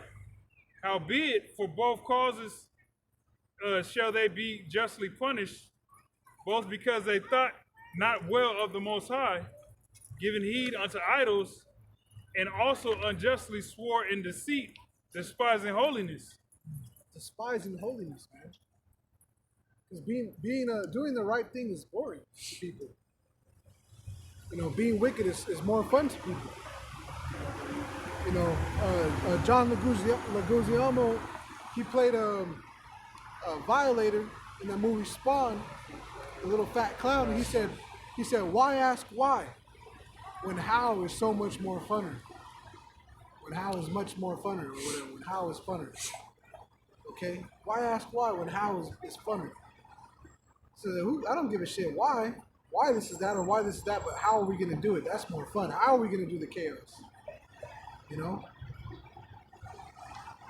So these people, you know, righteousness, being upright is boring to them. It's not fun. Because it's peace. These people, they want chaos. They really don't, they don't know what, you know, they don't understand the benefits. Peace unto the wicked. Right, and that's why, they weren't built that way to be upright. That favor be shown unto the wicked, yet will they'll deal unjustly in the land of uprightness. That favor be shown unto the wicked, yet will he not understand righteousness, man. That which is crooked cannot be made straight. These Edomites, man, they think being good is, you know, having just manners and living your life, minding your own business. The scriptures tell you that the righteous consider it the cause of the poor. You're supposed to be inquiring why on these things, man. Even Esdras had an inquiring mind. He was constantly asking why, when, you know, why and when are these things going to happen? You know, how, you know, when will we know? Like, he was inquiring. A prophet is supposed to have an inquiring mind. A prophet is a watchman. A watchman won't necessarily be a prophet. And it point proven with this group called Watchmen for Israel, they're really not into the prophecies, man. They call themselves watchmen, but how are you watching if you're not involved in prophecy? You need to be conversant in the prophecies to come. That's being a watchman. To prophesy means to say before it happens. So as a watchman, you're seeing things and you're calling it out before it takes place.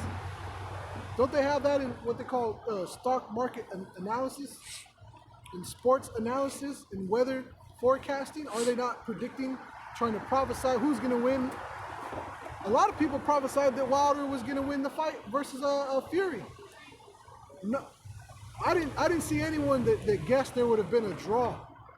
Hey, a lot of brothers that were vocal about their opinions, I don't remember seeing any brothers say, oh, it's going to be a draw.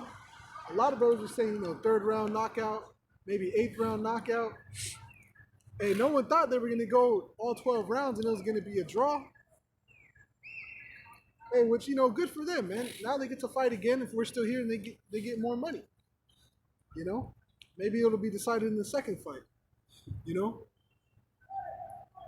But you see, no one predicted that was going to happen. No one predicted that was going to take place. Right?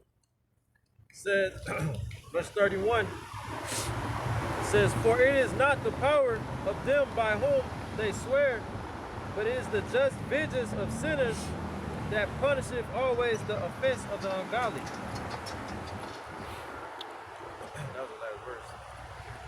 That's all real quick. This is Romans. They usually have a parade down here, right?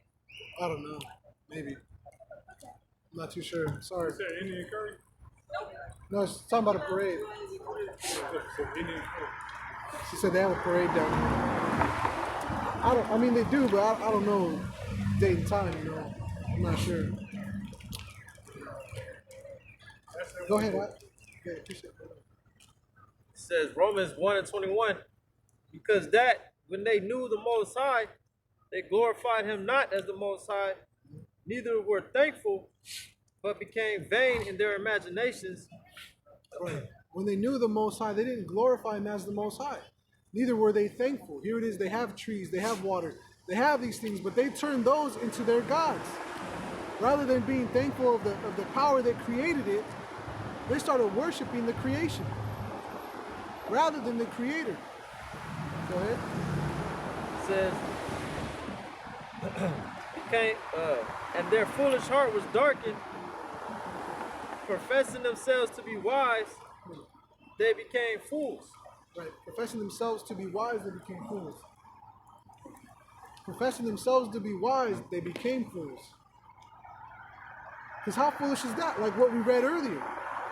You cut down a tree and it provides all these things for you, but then you take the same piece of that tree that you've already burnt up and used to cook with, and then you make an idol and say, yeah, this is my God. But a part of that tree, you destroyed it. It had no way to stop you from destroying it. You see? The people are foolish, man. Sodist children. They're not asking of the Most High really what's to come or why is this. They're very complacent and at ease with what their oppressor has shoved down their throat. So when their judgment comes, there is no time to be sorry for them. There's no place to grieve. Matter of fact, let's grab that in Romans, where it talks about, where's it at? Man, what scripture was that? And we're going to rejoice over the destruction of them, basically. What scripture was that? Actually, real quick, grab Romans 11 and 7. All right, this is Romans 11 and 7. What then Israel have not obtained that which is seeking for, but the election have obtained it, and the rest were blinded. Right. So, you know, at the end of the day, really, not everyone's going to get this. It's only for the elect. The election have obtained it, but the rest have been blinded. So what we're saying is not going to make sense to everybody. Even what we're doing is not going to make sense to everybody. Okay? Did you have something else? Oh, okay, okay. Says, Oh, select it. It's Romans 8 and 18. Romans 8:18. For I reckon that the sufferings of this present time are not worthy to be compared with but the glory which shall be revealed in us. For the earnest expectation of the creature waited for the manifestation of the sons of the Most High. Right. You see? Read that one more time. It says, for the earnest expectation of the creature waited for the manifestation of the sons of the Most High. Before that. All right, this is Romans 8:18. For I reckon that the sufferings of this present time, the sufferings of this present time that we're in, go ahead, are not worthy to be compared with the glory which shall be revealed in us. Right, so all this suffering right now, it can't even be compared to the glory that's going to be within us. Okay? Really, the suffering now, it can't even compare to the glory that's in us now. The glory of the Spirit allowing us to do this is better than the suffering of this time. And then, when the destruction comes, when America's finally destroyed, the joy of them who are delivered from the destruction is going to outweigh the sorrow of them that were destroyed. Real quick, grab 2nd Ezra chapter 7 and verse 61. This is 2nd Ezra chapter 7, verse 61. It says, that there should not be such heaviness in their destruction as shall be joy over them that are persuaded to salvation. See? Read up one verse from there. It says, 2nd Ezra 7 and 60, nevertheless, they believed not him, nor yet the prophets after him, nor me which have spoken unto them. You see, they didn't believe. So when you read the next verse, doesn't that make sense? They didn't believe the prophets then, before him, during his time, and why would they believe the prophets after his time, being us now? Go ahead and read that last verse one more time. It says, that there should not be such heaviness in their destruction. Right. Why there's not going to be such heaviness in their destruction? The sorrow and grief, you're not going to care about the multitudes of people that are going to get destroyed. Go ahead. That, it says, as shall be joy over them that are persuaded to salvation. I shall be joy over them that are persuaded to the salvation. Jump to back to verse 20. All right, this is 2nd Ezra 7 and 20. For there be many that perish in this life because they despise the law of the Most High that is set before them. You see? While they yet have liberty, they loathe the law. The same must know it after death by pain. So the Most High is all about destroying 2/3 of you Israelites, man. Whether you recognize yourself as an Israelite or not, it doesn't matter. The Most High is looking to put you down. Like you get an old family pet, or the cat or the dog, and you got to go put it down, but you stop by McDonald's and Jack in the Box and Dairy Queen, and you let it get the sugar shits and the farts. You give it the best meal of its life, and then you take it to the vet, and they inject it with that radiator fluid, and they kill it. It's the same concept. Same exact concept, man. Okay? So there be many in this life that are going to perish. So you've had all this time, but you squandered it, you know? So 2/3, whether they believe it or not, they're going to go down. They're going to get put down. Right. Like a mangy house pet, man. Go ahead. It says... Oh, that was pretty much it, unless you got something else. All right. Well, back in Romans. Actually, you know what? You keep reading on that, verse 21. All right. My bad. Verse 21 says, for the Most High giving straight commandment to such as came what they should do to live, even as they came, and what they should observe to avoid punishment. You see? So there's no oh, I didn't know what I was supposed to or not supposed to do. We're telling you, don't take the chip. As a man, you need to get up and go out and teach. You need to work. Okay, you need to pay your tithes. You need to be a brother. First and foremost, you got to have character development, because you're not going to do anything else. Any of these other things we ask you to do, you're really not going to do it unless you have the character development for yourself. If you can't be good to yourself, who the hell are you going to be good to? Who are you going to be good to if you can't take care of yourself? How are you going to help and take care of anyone else?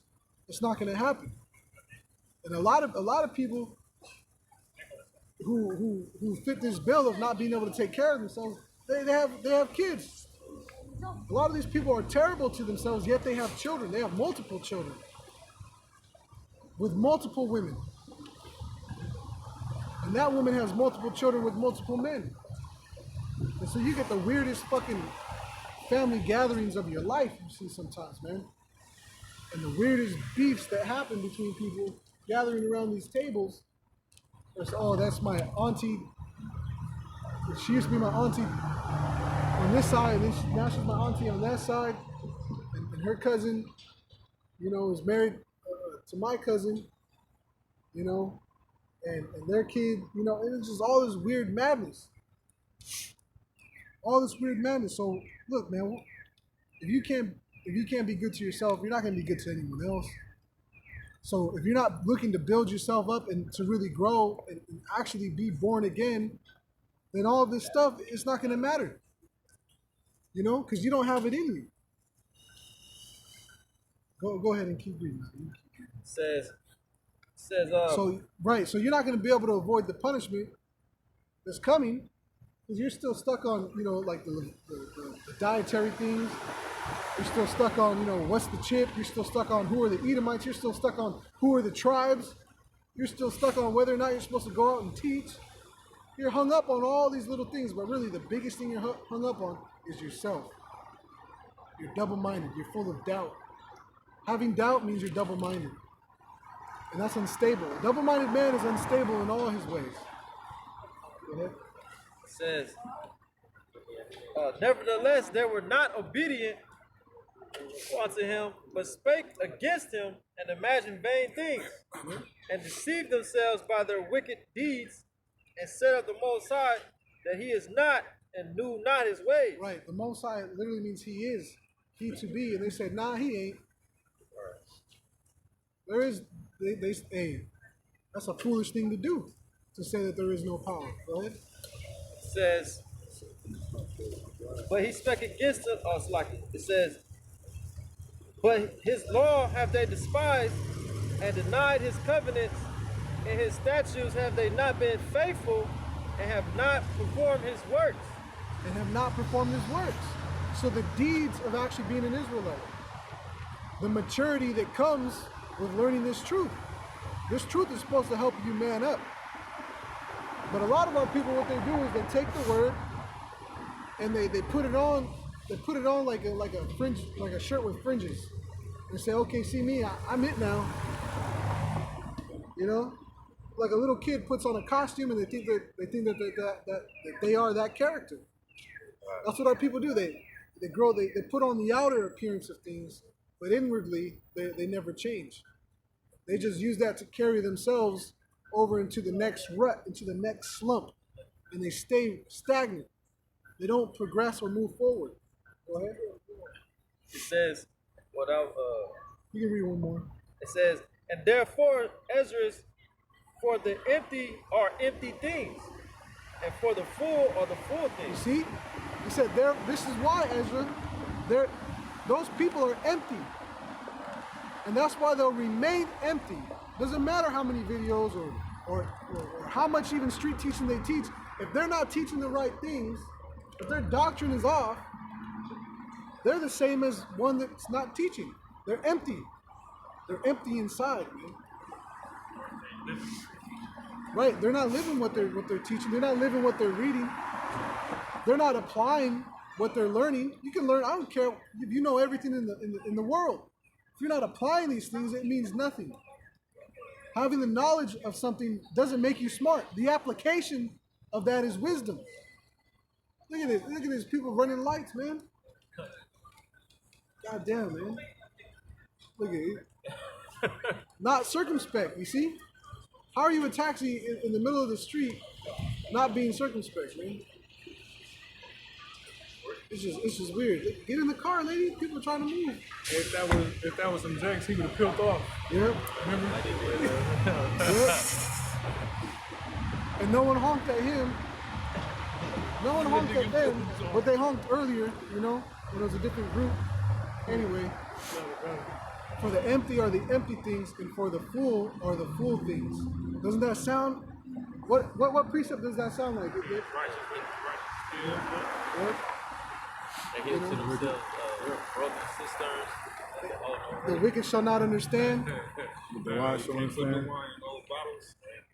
You see? Let the filthy be filthy still, the righteous be righteous still. Jude. Doesn't that sound like a predestination?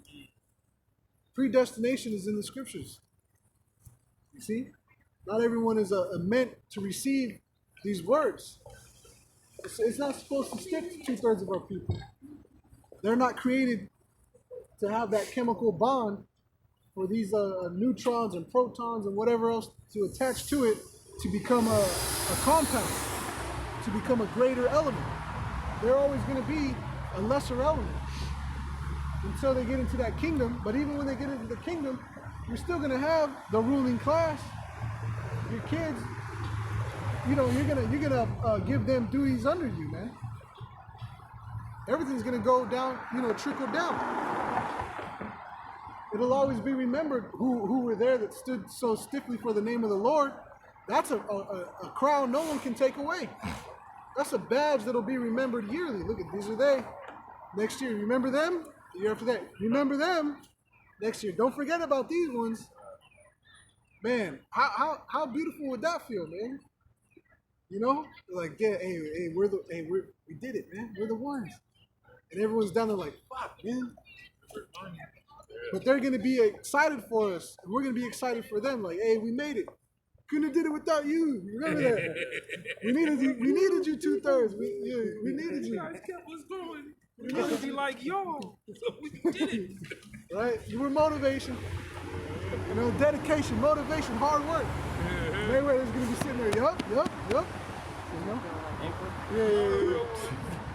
Nigga Jay-Z said that. So like, he said, I need you to hate so I can use you for your energy. Yeah. And that's it, man. So it'll be a beautiful in the kingdom in its due time. But for right now, hey, look, if Most High don't like you, hey, we don't like you, man. It's not personal. It's just business, man. It's nothing personal. It's just business. You got pulled over, son. You got pulled over, son. He gonna stop. He's gonna stop him right there? Is he getting out of the car right there? Oh man, this is chaos over here. Anyway, hey, we're about to wrap it up. So we'll see brothers next time. Hopefully the elect were edified. Death to 2/3. That's right. Death to Babylon. All praise to the Most High, Yahweh, Ba'ashem, Yahweh Shai, Wahab, Rakah, Kodash. All right. Double honors to the elders and apostles of the nation of Israel. And death to 2/3. Honors to the 1/3, the elect. Those preaching the doctrine in truth and in sincerity. Shalom. Shalom. Space Eagle. Sorry.